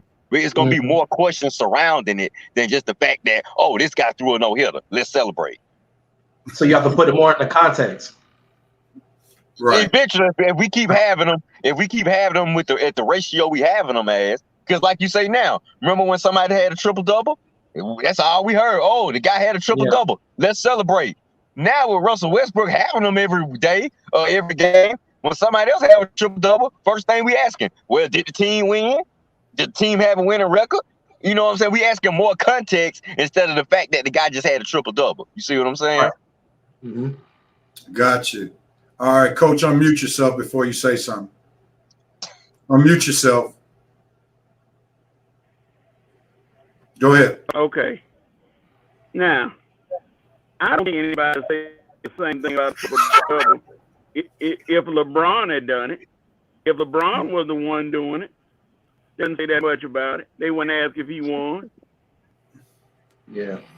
Oh boy, Coach, come in defending Russell Westbrook. Coach Red, what you got to say? You think they'll say that about LeBron? Who? If what?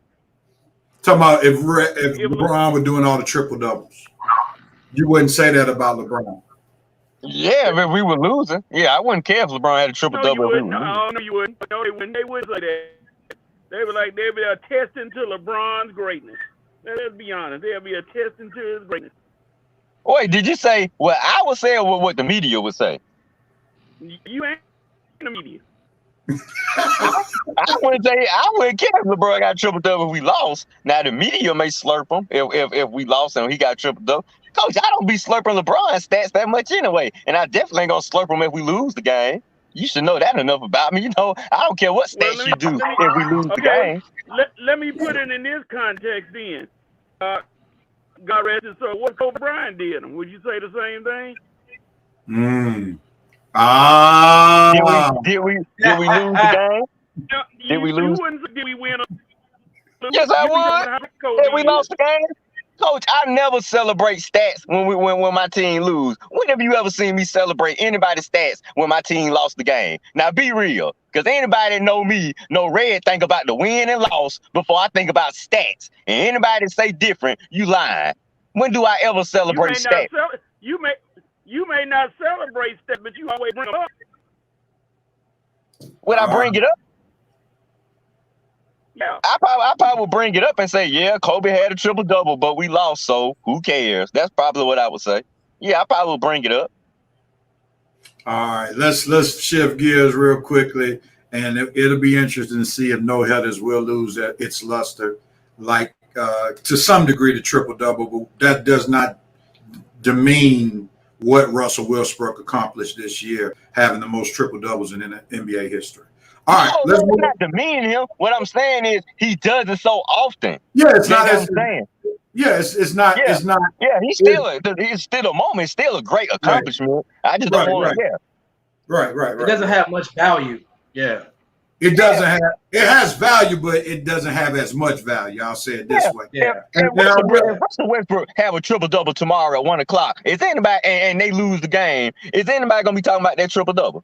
No. But to the point, like now they made a big deal, and this is about one of the few times we'll reference the WNBA.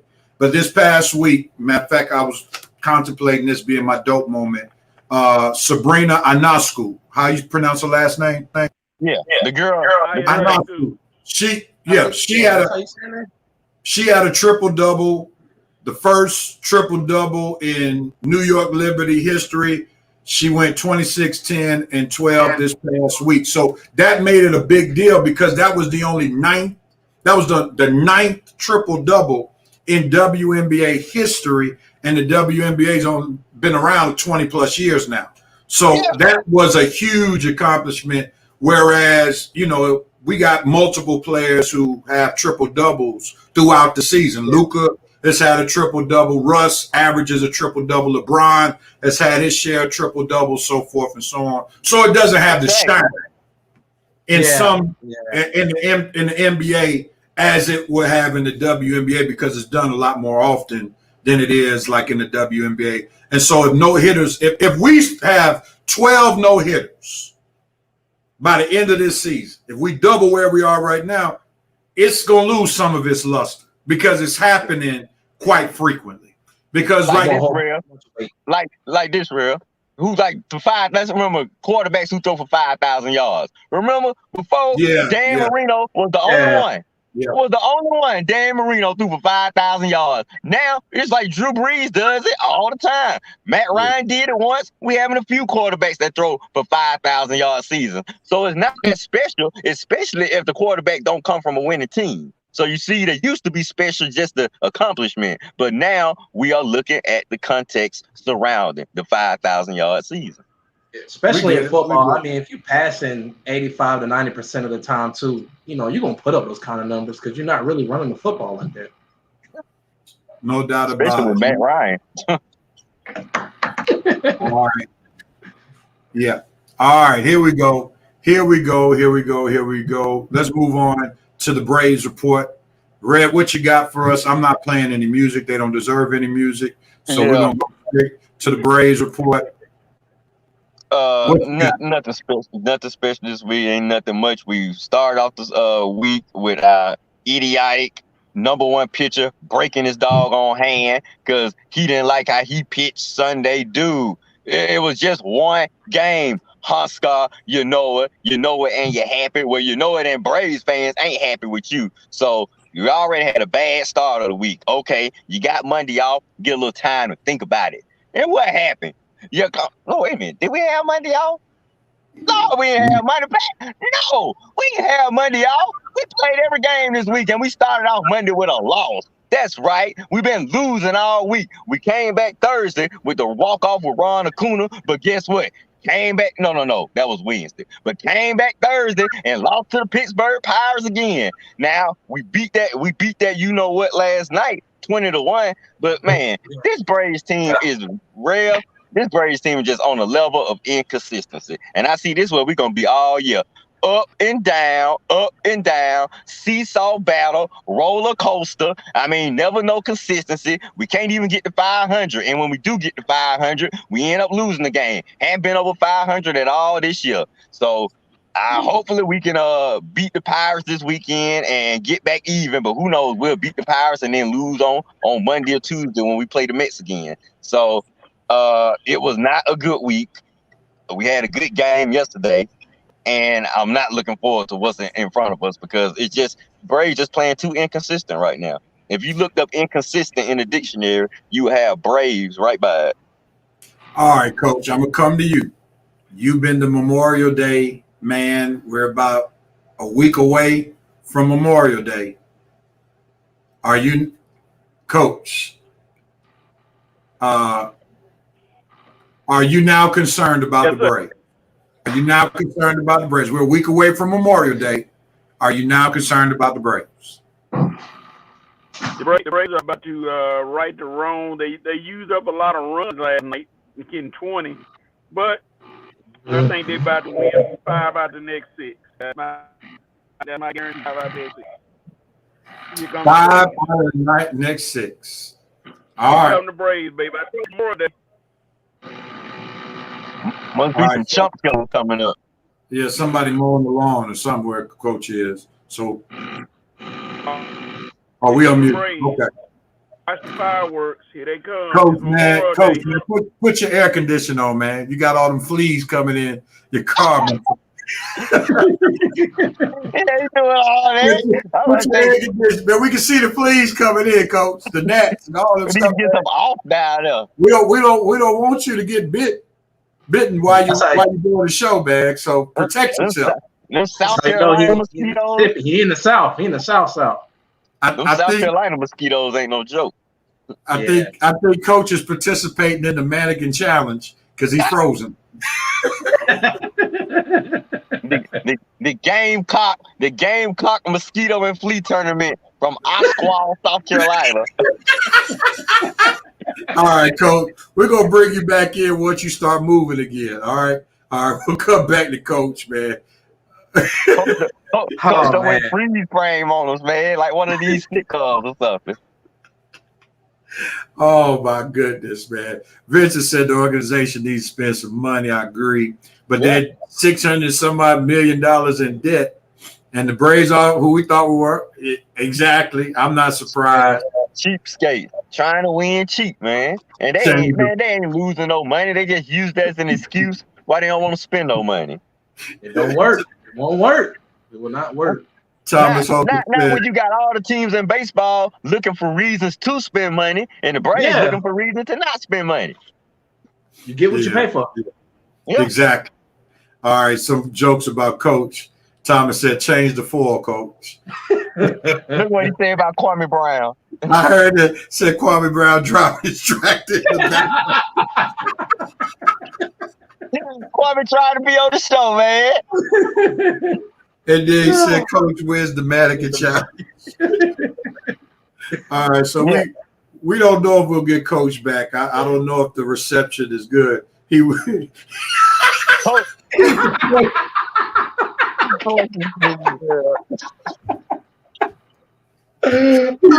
to sit down. Oh, The Rev Night's on fire today, man. oh man. You ain't lying. Hey, that's why I like messing with them. You know they gonna get. I like getting them riled up. That's when they have their best moments. He was playing sit down. Oh man. Oh man. All right. What you gonna give credit for? Just take credit for the joke, moron. You gonna sit up here and give credit to somebody who said it earlier. Like we supposed to remember who said it earlier. Oh man. Cricket Wireless. Oh Lord. Yeah. Yeah, I agree. Coach is trying to get on, and he got the mannequin challenge trying to get on, man. Are you straight, Coach?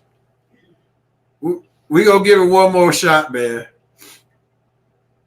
Coach on that jitterbug.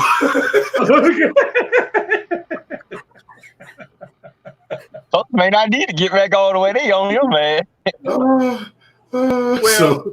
So they Rev, buy EBT Obama. I'm a phone. Boy, they been what happened, Rev, is that when they say it's hot today, it's hot in the phone. I'm in the truck and the phone overheated out here, and it is 92 degrees here. So yeah, you got to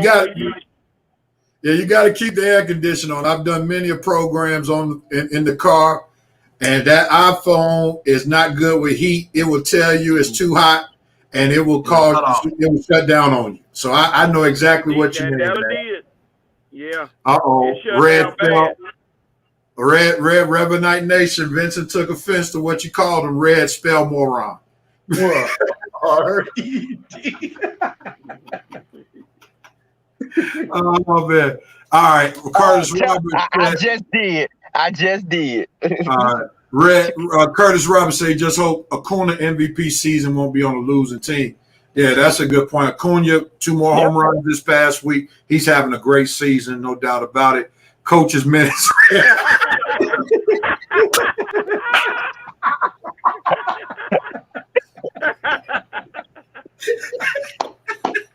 Spencer, you on one today, boy. You on one today. Man. He said, "Louis Brill, you got a power tail phone." Not the power tail phone. Tail. Oh my God. That's back to those flip phone days. Coach got consumer. That's the AARP phone. Where are these folks come from? Curtis Ryan got to come in to get a clown on Coach. Oh man. Sam Ralph is in the house. He asking the question. Red, this is gonna go to you. Anybody seen Freddie Freeman? Yeah, he got a hit last night. He playing pretty good lately. Is he over? Is he near 300 yet? Nah, he ain't near 300 yet, but he's up there in home runs. You know, his power stats are up, but his batting average is not up there yet. Oh man! All right, this the last one. We got to move on. All right. What did he say? Coach's phone is powered by lemon juice. Thomas, where are you at today? Oh, he was in Chile earlier. Then he moved his destination to somewhere else right after halftime. All right, let's get back into it. We got a lot more to talk about. Let's get back to my favorite sport. As Curtis Blow would say, I like the way they dribble up and down the court. So let's get into it, man. Let's stop playing around. Let's start making our bold predictions. It's the NBA playoffs review. NBA playoffs. Here we come. Preview, Red. I mean, that's right. Preview. My fault. Thank you. So you put that P in front of the R. Like okay, preview. Thank you, Red, for the correction. Just like they put the phone. There we go. NBA playoffs. I heard you, Coach. Coach tried to slide that one in under the door. What did he say? I said they put the P in front of phone. Oh. All right, gentlemen, let's get into it. We're going to start off with the Eastern Conference, and we're going to make our bold predictions here. We need you to tell us who's going to win how many games and why. And we're going to go through every first-round matchup. That's all we're dealing with today, first-round matchup. We're not going to go through the bracket. We're going to just deal with first-round matchups. So let's start with the 1-8 matchup in the East. And we're going to start with Coach, since his team fought hard, somehow made a way to get into the NBA playoffs. They secured the 8th seed with the win over the Indiana Pacers the other day. And who do they get in the first-round matchup? They get a date with Joel Embiid, Ben Simmons, and the Philadelphia 76ers, who is Armani Newsom's team. So Armani and Coach are going at it in the first round. So, Coach, who wins, how many games, and why? Philadelphia and the Washington Wizards. Who you got, Coach? Well, on a side note, technically, the Wizards would have made the playoffs if they didn't even have the play-in. So that, as a side note, they would have made the playoffs anyway. But it's going to be what they call a gentleman's sweep. Everybody know what a gentleman's sweep is. 4-1, Philly. All right, so you got Philadelphia beating the Wizards, and why? Yeah, gentleman's sweep. Joel Embiid should, if he doesn't establish himself in this series, I don't know what series he gonna wait to do it. So, you know. So Joel Embiid would be too much for the Wizards. Yeah, you know, the Wizards, that size factor, when you got Westbrook almost leading the team in rebounds, that doesn't feel well for your big. So, you know, I'm hoping that things reverse, but it's just too much firepower with Embiid down low. I don't know how, unless he decides to shoot threes outside, which would be foolish. But, you know. All right, so Coach has the Wizards in 5. Armani, do you believe in a gentleman's sweep or an outright sweep? Or are you going to give the Wizards 6 games? Who you got? An outright sweep. This is not even going to be close. I have no faith in none of these guys on the Wizards in the come playoff time. I think that Ben Simmons is going to play good defense on Westbrook, who is really their only, X factor. I'm not trying to put anything on Bradley Beal, but I have no faith in the Wizards. So, yeah, this is going to be a clean sweep because, again, like Coach said, Embiid is going to be way too much. So, yep, 6 and 4. All right, Red, your thoughts. I appreciate Coach and his gentleman's sweep, but I'm following our money right to this 4-0 sweep, man. Look, if the Wizards get 1 game from Philly, Philly better watch out. All I say is, Philly, don't let the Wizards get 1 game. You don't want Westbrook getting any type of momentum, any type of feeling that he can actually win. So go ahead and sweep these guys right on up out of here and move on to the next round and be waiting on my Hawks, okay? But personally, Wizard, if you want to mess them up a little bit, get them a little tired for my Hawks in the next round, I wouldn't mind if you get 1 game. But if they get 1 game, I think the Wizards will get 2 games. That's what I'm saying. Our money, you don't want to mess with Westbrook. Get them out the way and get them out the way fast. Because as long as they stay in that series, as long as he has confidence, I think if they win 1 game, they'll win 2. So it's better they win 0. All right, and I'm gonna go with a clean sweep. Russ is gonna try to probably do too much to try to keep him in the game. Bradley Beal is still hampered by a nagging hamstring injury. So I'm going to go Philly in a clean sweep. Maurice Thornton is giving them 6 games. Sam Watson is giving them 6. Wow. I mean, they're going to win 1 then. If they get 1, they'll get 2. But they ain't going to get none, I think. Well, my problem with this is this. Rest is necessary, especially since they had such a compact season. So I think teams will have an extra incentive to do more to get these series over rather than allowing them to linger. So Embiid, Simmons, they definitely need as much rest because they, the second round is going to be tough matchups for all of the Eastern Conference. So the quicker, the better, and it may be who gets the most rest who may determine who may come out the East. So I think rest will matter. So I think Doc Rivers will put that in their mind. Look, you don't want to let things linger, especially since Doc just came off losing a 3-1 lead when he was the coach of the Clippers against the Nuggets. So he had extra incentive to say, look, y'all need to get this series over as quickly as possible. All right, let's go to the next series that we got. We're going to go to the 2-7 matchup. Nets versus Celtics. Jason Tatum went crazy, put a 50-piece on Coach's Wizards to beat them in the 7-8 play-in game, and they got a date now with the Brooklyn Nets, who towards the end of the season finally got, during the last game of the season, last two games of the season, Kyrie, James Harden, and Durant played for the very first time together. It was quite some time. So we'll start with you, Armani, on this one. Nets versus Celtics. Who wins? How many games and why? I say the Nets in 6, but honestly, I'm gonna throw a caveat in there. If they let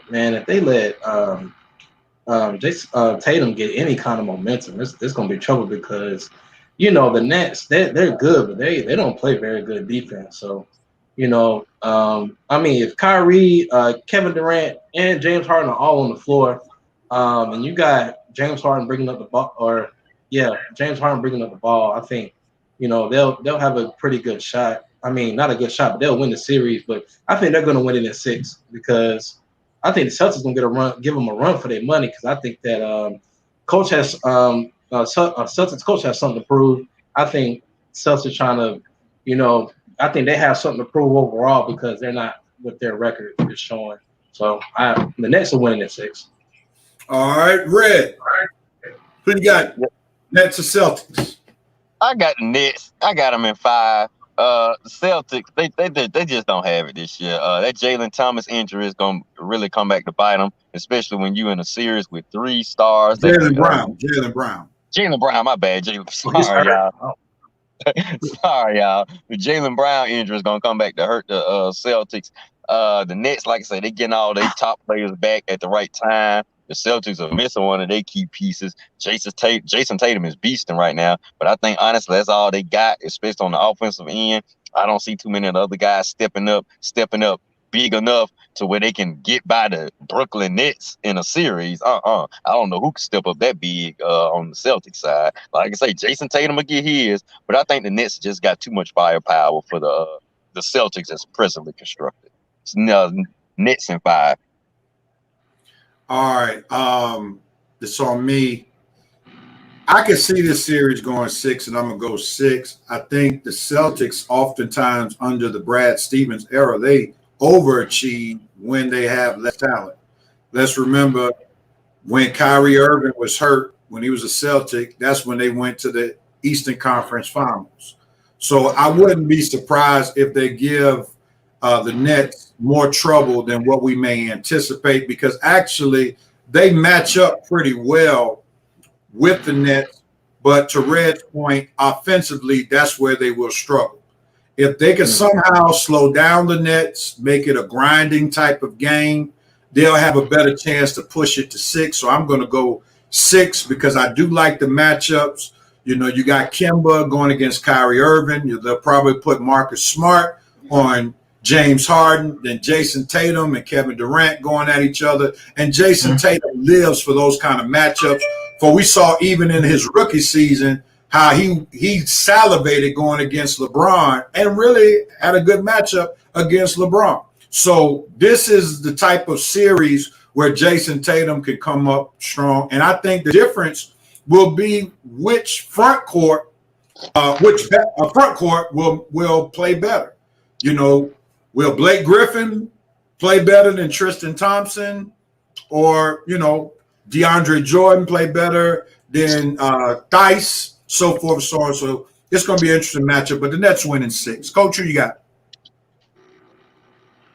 The Nets in 6, and it might go 7 if Kyrie decides he want to go to Palestine and go. So you never know if Kyrie gonna show up. And Harden, I don't think Harden is fully healthy. I think he's playing just because of the playoffs. I don't know if he's fully healthy. Now Durant, he's a sniper. You ain't gonna be. It's not gonna be able to stop him. I would let Durant fire away all game if I'm the Celtics. Stop everybody else. So it's still gonna be Nets and 6.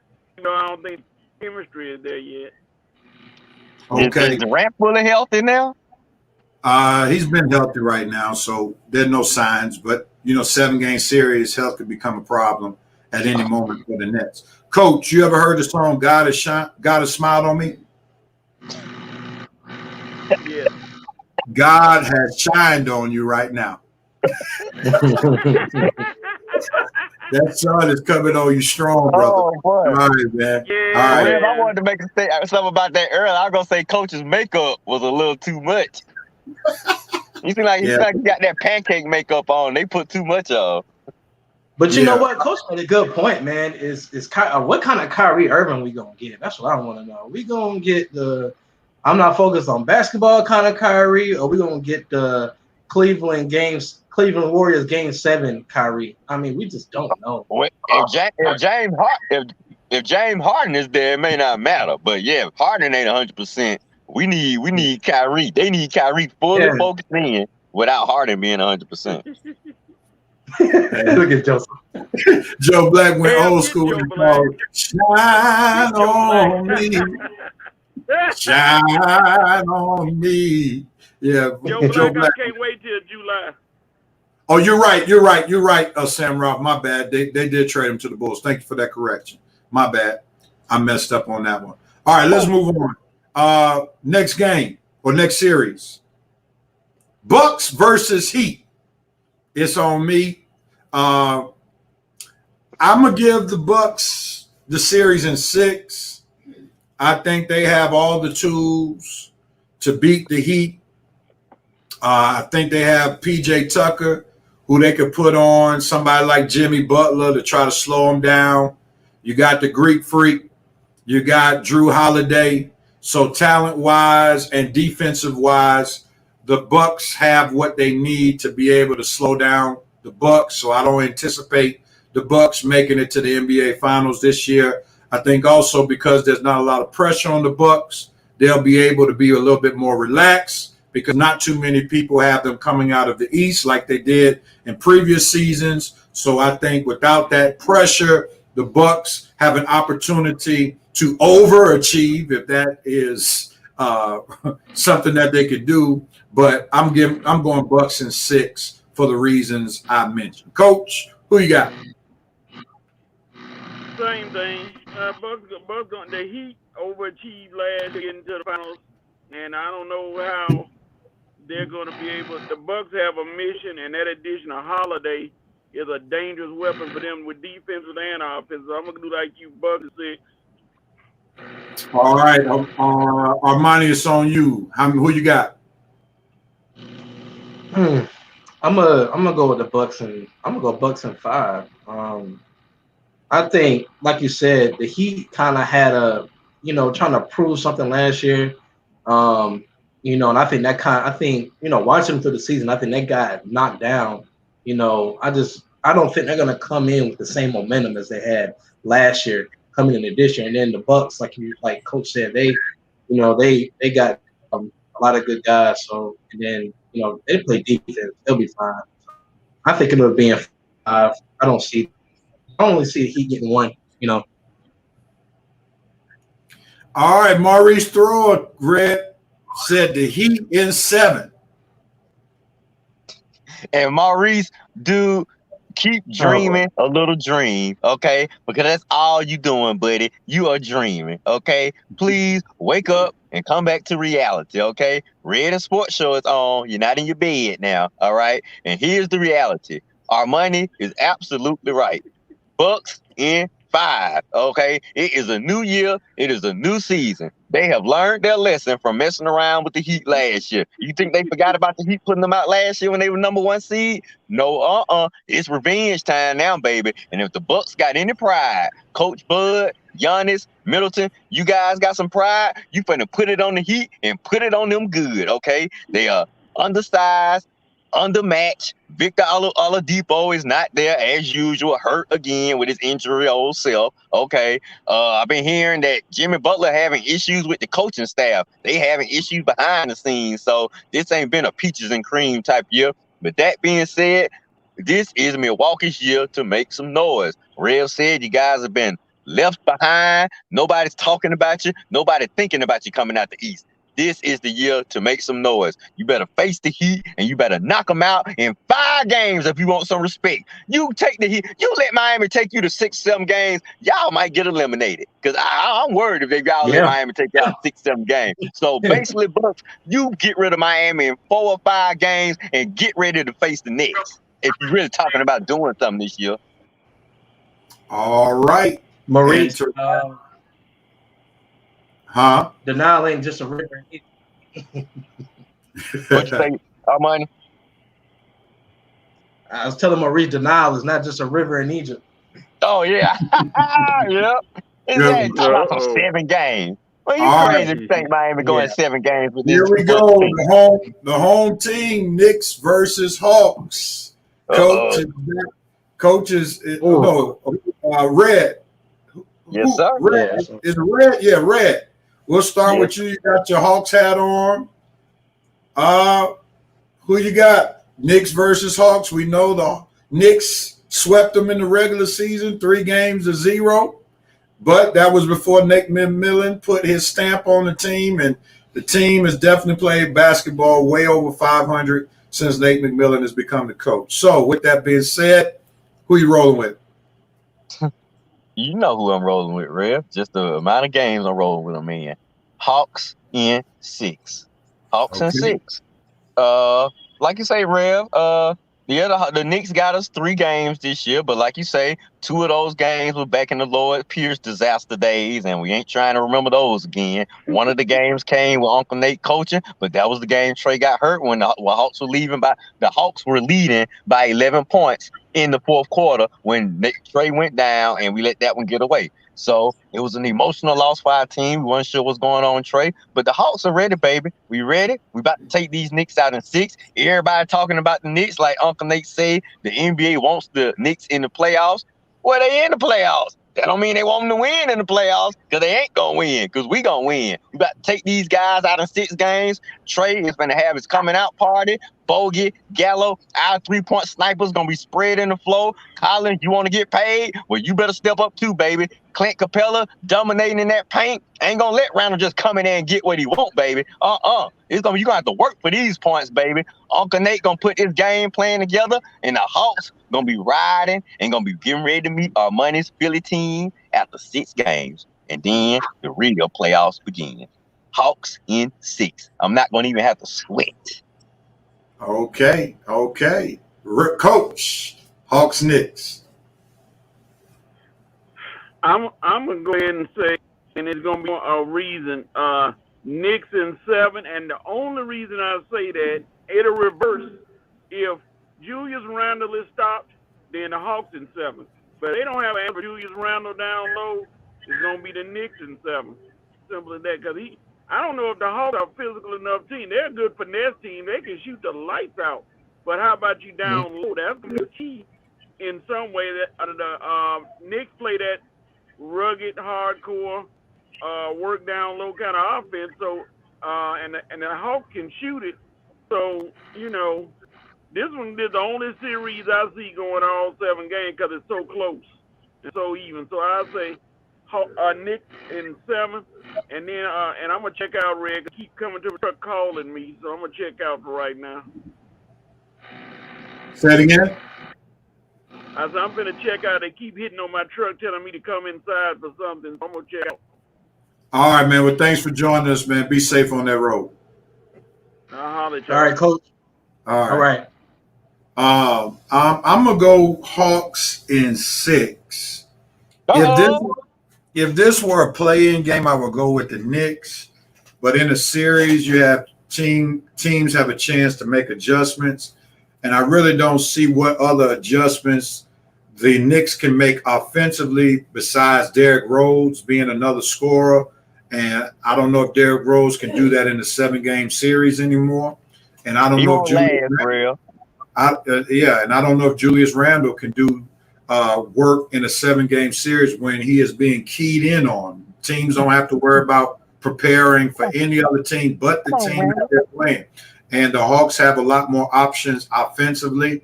There are a lot more adjustments that the Knicks would have to make to try to stop the offense of the Knicks, whereas the Hawks don't have to make as many adjustments trying to stop the offense of the Knicks. And I think Nate McMillan, being a defensive guy himself, he made his living as a defensive guy in the NBA.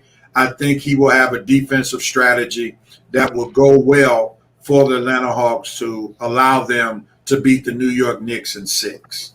Armani, who you got? I'm gonna go with the same thing with y'all, man. I'm going with the Hawks in 6. I mean, don't get me wrong, the Knicks have been impressive. I mean, who would have thought that the Knicks would, come this far? But I don't think that they can carry. Again, this is kind of like a momentum thing. I don't think they'll be able to carry the momentum because I mean, I'm gonna keep it real. I think Trae Young might just have a coming out party, which he's already had. But I think in the playoffs he might have a coming out party. So I think Hawks in 6. I got the Hawks in 6.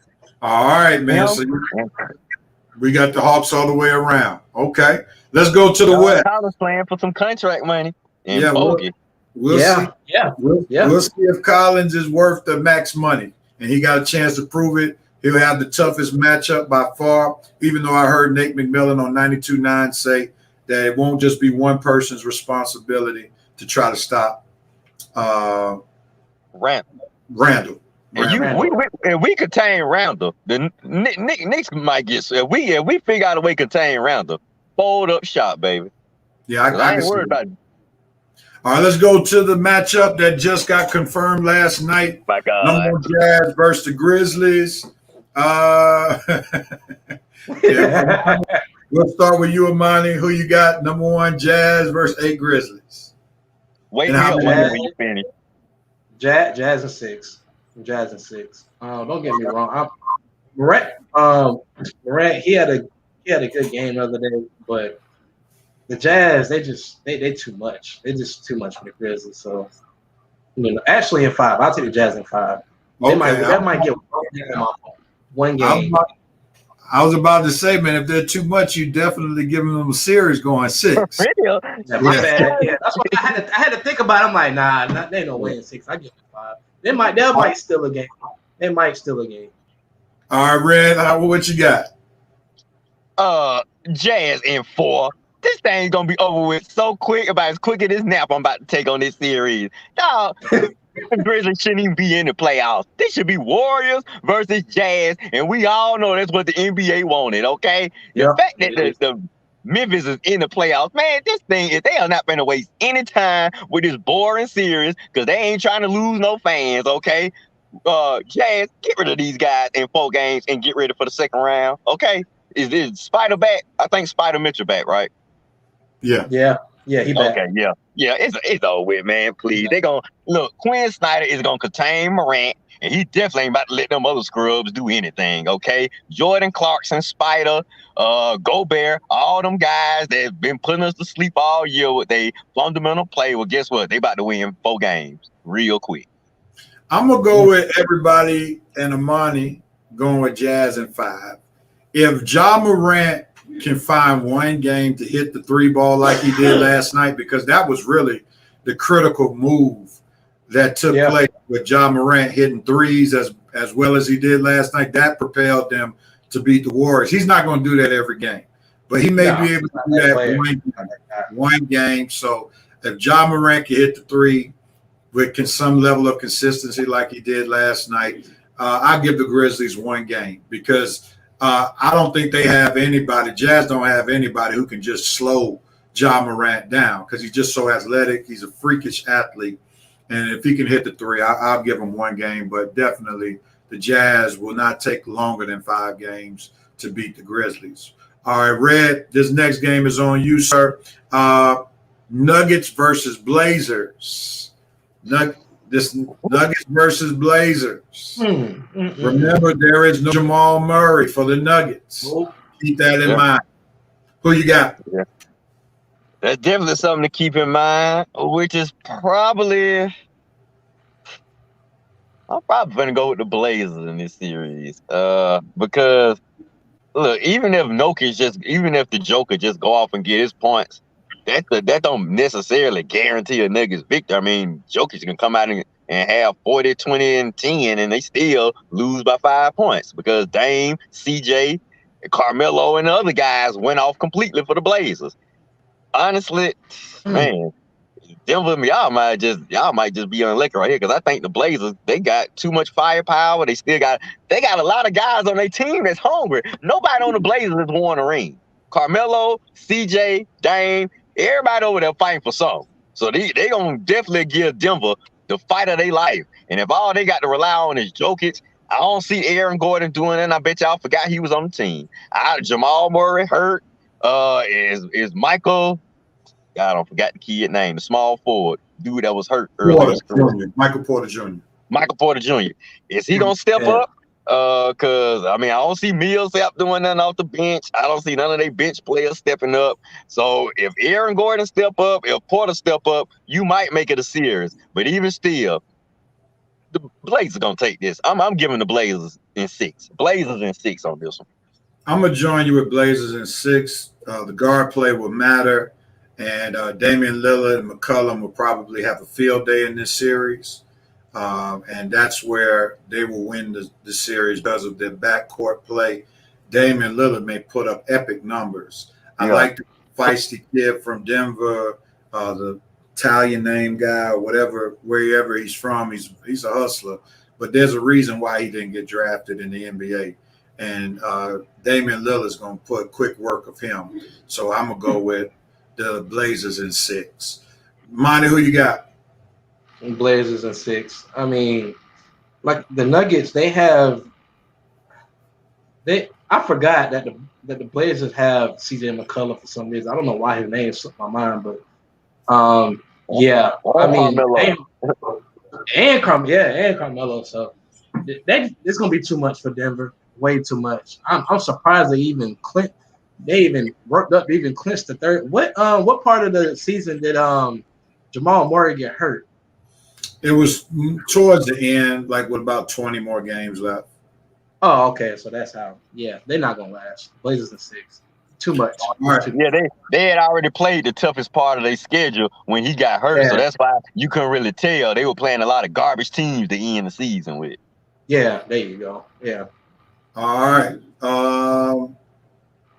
Let's say the next series, Clippers versus Mavs. Clippers versus Mavs. All right, it's on me. I'm gonna go with the Clippers in 5. The Clippers in 5. Yeah, I'll explain why y'all keep doing 5. I'll explain why 5. The Clippers match up with the Mavs where they are the best. Luka, Porzingis. The best players for the Clippers are at the 2 and 3 position. They have multiple guys who play defense at a high level, who can match up with Luka, who can slow Luka down. You can put Kawhi on him. You can put Paul George on him. You can put Nicholas Batum on him.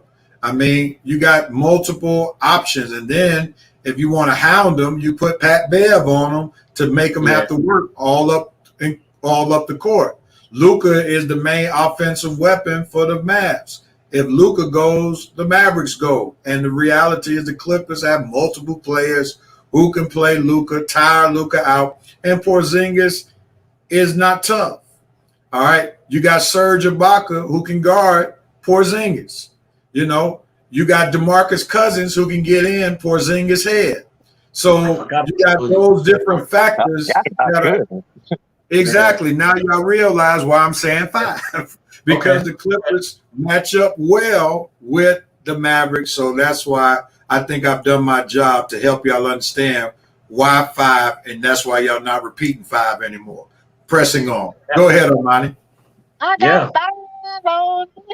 Yeah. Wow, Rev, you changed my narrative because I was gonna go Clippers in 6 or maybe even 7, but I forgot they had. But yeah, they deep. They got Boogie. They got Ibaka. So I'm gonna go Clippers in 5 because you lock Luka down. That's pretty much it. I have no faith in what's Tim Hardaway Jr. They still got Tim Hardaway Jr. Yeah. I don't have no faith. Yeah, I don't have no faith in him at all. So yeah, Clippers in 5. Well, I don't have no faith in the Clippers. I don't have no faith in playoff P. I don't have no faith in Kawhi's sore foot that he been nursing for the past few weeks. Okay? Yeah, and I don't have no faith in Tyronn Lue if he ain't coaching LeBron. But that being said, I think the Clippers are gonna win the series. I just don't think it's gonna be in no 5 games. I think the Mavericks gonna get them a fight for their money. They're gonna give them everything they can handle. This thing going 6 or 7 games. And the Clippers will be lucky to survive this. Have y'all forgot what the Mavericks almost did to this team last year? They were one Porzingis injury away from being swept by this team last year. One Porzingis injury away. Okay, so yeah, it's a new year, new season, but I think Dallas remembers that series, and I think Rick Carlisle, who definitely has playoff experience as a coach, I think he's gonna have his team ready, and they're not just gonna come out and get put out in 5 games like a bunch of chumps. I'm gonna give Dallas a little bit more credit than that. 6 games, the Clippers will win in 6 or 7 games, and if they don't win the series, get ready for my clowning. But they'll win. They'll win this series, but it won't be easy. All right, it sounds like more of your Clippers hate than what. I was just about to say that, Rev. That's what I was sensing more. All right, last series on the docket. Yeah, that's right. I've been on the show long enough to know when I'm hearing some hate more than commentary. All right, go press it on. Last series, Armani, we'll start with you. Suns versus Lakers. Who you got and how many games and why? It don't take too long. She got Chris Paul and Corey Booker. Let's see. Sheesh. All right. Armani, I think is predicting the upset. I hear it coming. No, he ain't that crazy. Nah, I'm not, because Lakers got the goal. So. Yeah. Lakers in 7. Lakers in 7. It's going 7 games. Wow. Okay. Now tell us why. Well, man, I think that LeBron is even though he's still going to pull through, but his wear and tear is he's showing his age. And then, I think Chris Paul's because Chris Paul got a lot to prove. He's like, man, I'm trying to get this ring. I'm trying to win right now. And Corey Booker he not no scrub, so with that being said, it's going to be a back and forth kind of series, and it's going to come down to a game 7 in LA. So, and I think that's when LeBron is going to each in that little bit of left he got left in him. He gonna be like, all right, it's time. So they'll close him out in LA in 7. But I'm not going to pass Chris Paul like Chris Paul and Corey Booker like they're scrubs because they not. All right, Red, tell us why the Lakers will not take 7 games to beat the Suns. Well, first of all, they're not. The Lakers not playing a political game, so I doubt they'll be facing off with Corey Booker. Now, Devin Booker, that might be an opponent they might face. My bad. There you go. My bad. Devin Booker. My bad. Right. I had a moment. Okay, my fault. Money, you thinking politics, man? I am. That was pretty anyway. The Lakers it's not going 7 games. Now look, I thought the Lakers would play Phoenix in the playoffs from the very beginning. We just got different seeds than I anticipated. I anticipated the Lakers being the 2 seed and the Suns being the 7 seed. So technically we just got it backwards. The Suns got home court advantage. Okay, don't really matter because they ain't gonna need it because the Lakers gonna have them done no later than 6 games. Okay, preferably it'll be 5 games. I get the Suns 1 game, but LeBron, AD, these guys, hopefully they are focused now. They realize the real season has begun. LeBron, you don't had a month and a half off. AD, he's finally getting his mojo back. I'm not quite sure where Drummond fit in on this, but if he don't fit, trust me, we'll put him on the bench. It's not. What'd you say, Armani? Maurice said if it goes 7 games, it's going to be the Suns. I said no, it's not. Oh yeah, that's why I didn't go in 7 games. It's going no. He's saying is the 7th game is going to be in Phoenix. That's what he's saying. I know, and that's why I ain't going 7 because the Lakers gonna end this in 6. Okay. Preferably 5.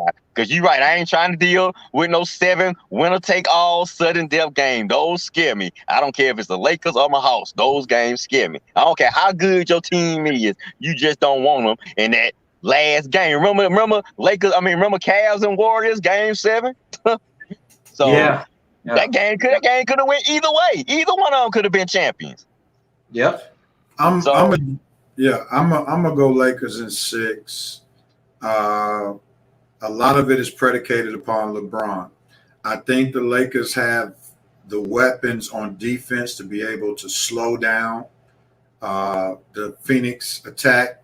Phoenix strengths are in the backcourt, and they have a lot of guards that can guard CP3 as well as Devin Booker. You can put Caruso, you can put Dennis Schroeder, you can put KCP, Wesley Matthews. So they have plenty of guys who they can throw out there to guard the guards, not to shut them down, but to slow them down.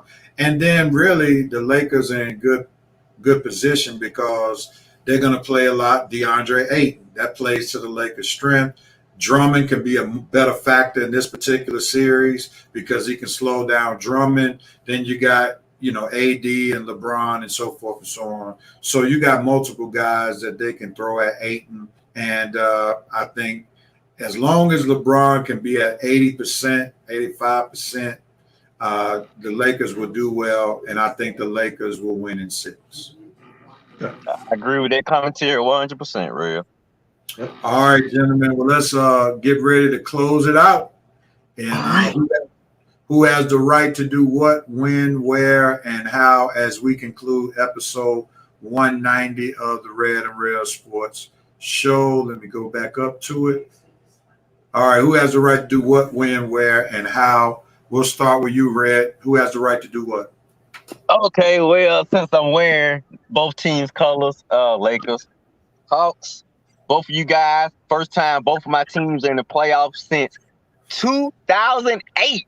Yeah, first time since 2008 that both the Lakers and Hawks are in the playoffs. Remember, the Lakers went through a long stretch of not making the playoffs when the Hawks were making them in 2015. So for the first time since 2008, the Lakers and Hawks are in the playoffs, and both of them, you have the right to get the playoffs started on the right note by wins tomorrow. Both of them gonna be on the road too. So Lakers and Hawks, you have the right to win game 1. Both teams on the road and get the playoffs started on the right foot for your number 1 fan in red. Thanks, teams. Thanks, players. I'm looking forward to celebrating. See you. Armani, who has the right to do what, when, where, and how? Terry Fontenot and Arthur Smith, y'all have the right to at least try and keep Julio, because as I keep reading that all you have to do is convert some of his guaranteed money in the bonus money, and you can sign your rookie class. So I want to see, for the sake of the rest of the Falcons fans, and I think I can speak for them, we want to see what this offense looks like with Julio, with Pitts, and with Ridley. We want to see what they can do. So Terry, Arthur, y'all have the right. Try and keep Julio, because at the end of the day, we are a win now team. Exactly. I don't see how to win now. We need Julio to win now. We are definitely going to have to put Armani back on the show if the Falcons trade Julio just to see his disposition. We might have to bring. I'm scared, real. He may sell that show. We have to give him a little break. I mean, I'm seeing him, boy. He about to go in the morning when this happens. I feel him. All right, Armani, I'm right there with you, brother. You are not alone. I'm right there with you. I've come to grips that it is what it is, even though I think Julio should be on the team. But but I can't wait to see Armani's reaction if it happens. I'm in denial, Rev. I'm in denial. I know it. It's gonna be a funny week. Atlanta Braves, you have the right to play with more consistency. You have the right to get your bullpen situation better.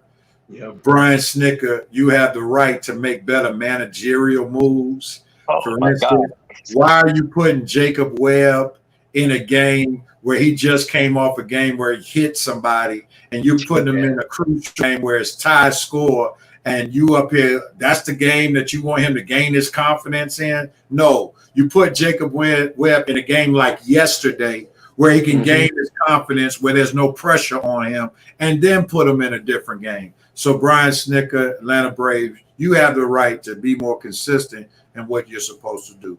And with that being said, let's get ready to end this particular show. Thank you so much, Armani, for stepping in, Coach. Once again, you did a very solid job, and we wish you be on call. Thanks, Coach, for chiming in for the little time that he did. And we look forward to episode 191. Next week, Shelby will be back with us for episode 191. Alrighty, come on back, man. Don't leave us here with that girl. We don't want to be stuck with Shelby. Hey, anytime y'all call, I'll be here. All right, man. We're glad to hear that. We got some Rev-a-Night. You have the right, Red and Rev, you have the right to buy Coach a new phone.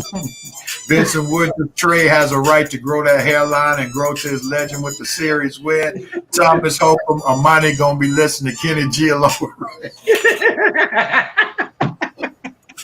Yep, that's right, baby. That's right. I love Kenny G. Vincent Woodrow, great show. Armani, great show, guys. Love it as usual. Stay safe, peace. Rev-a-Night Nation out. God bless you, Vince. Take care, everybody. We'll see y'all next week for episode. Okay, Thomas got us. His horse and buggy just pulled up off to the art pole vaulting contest.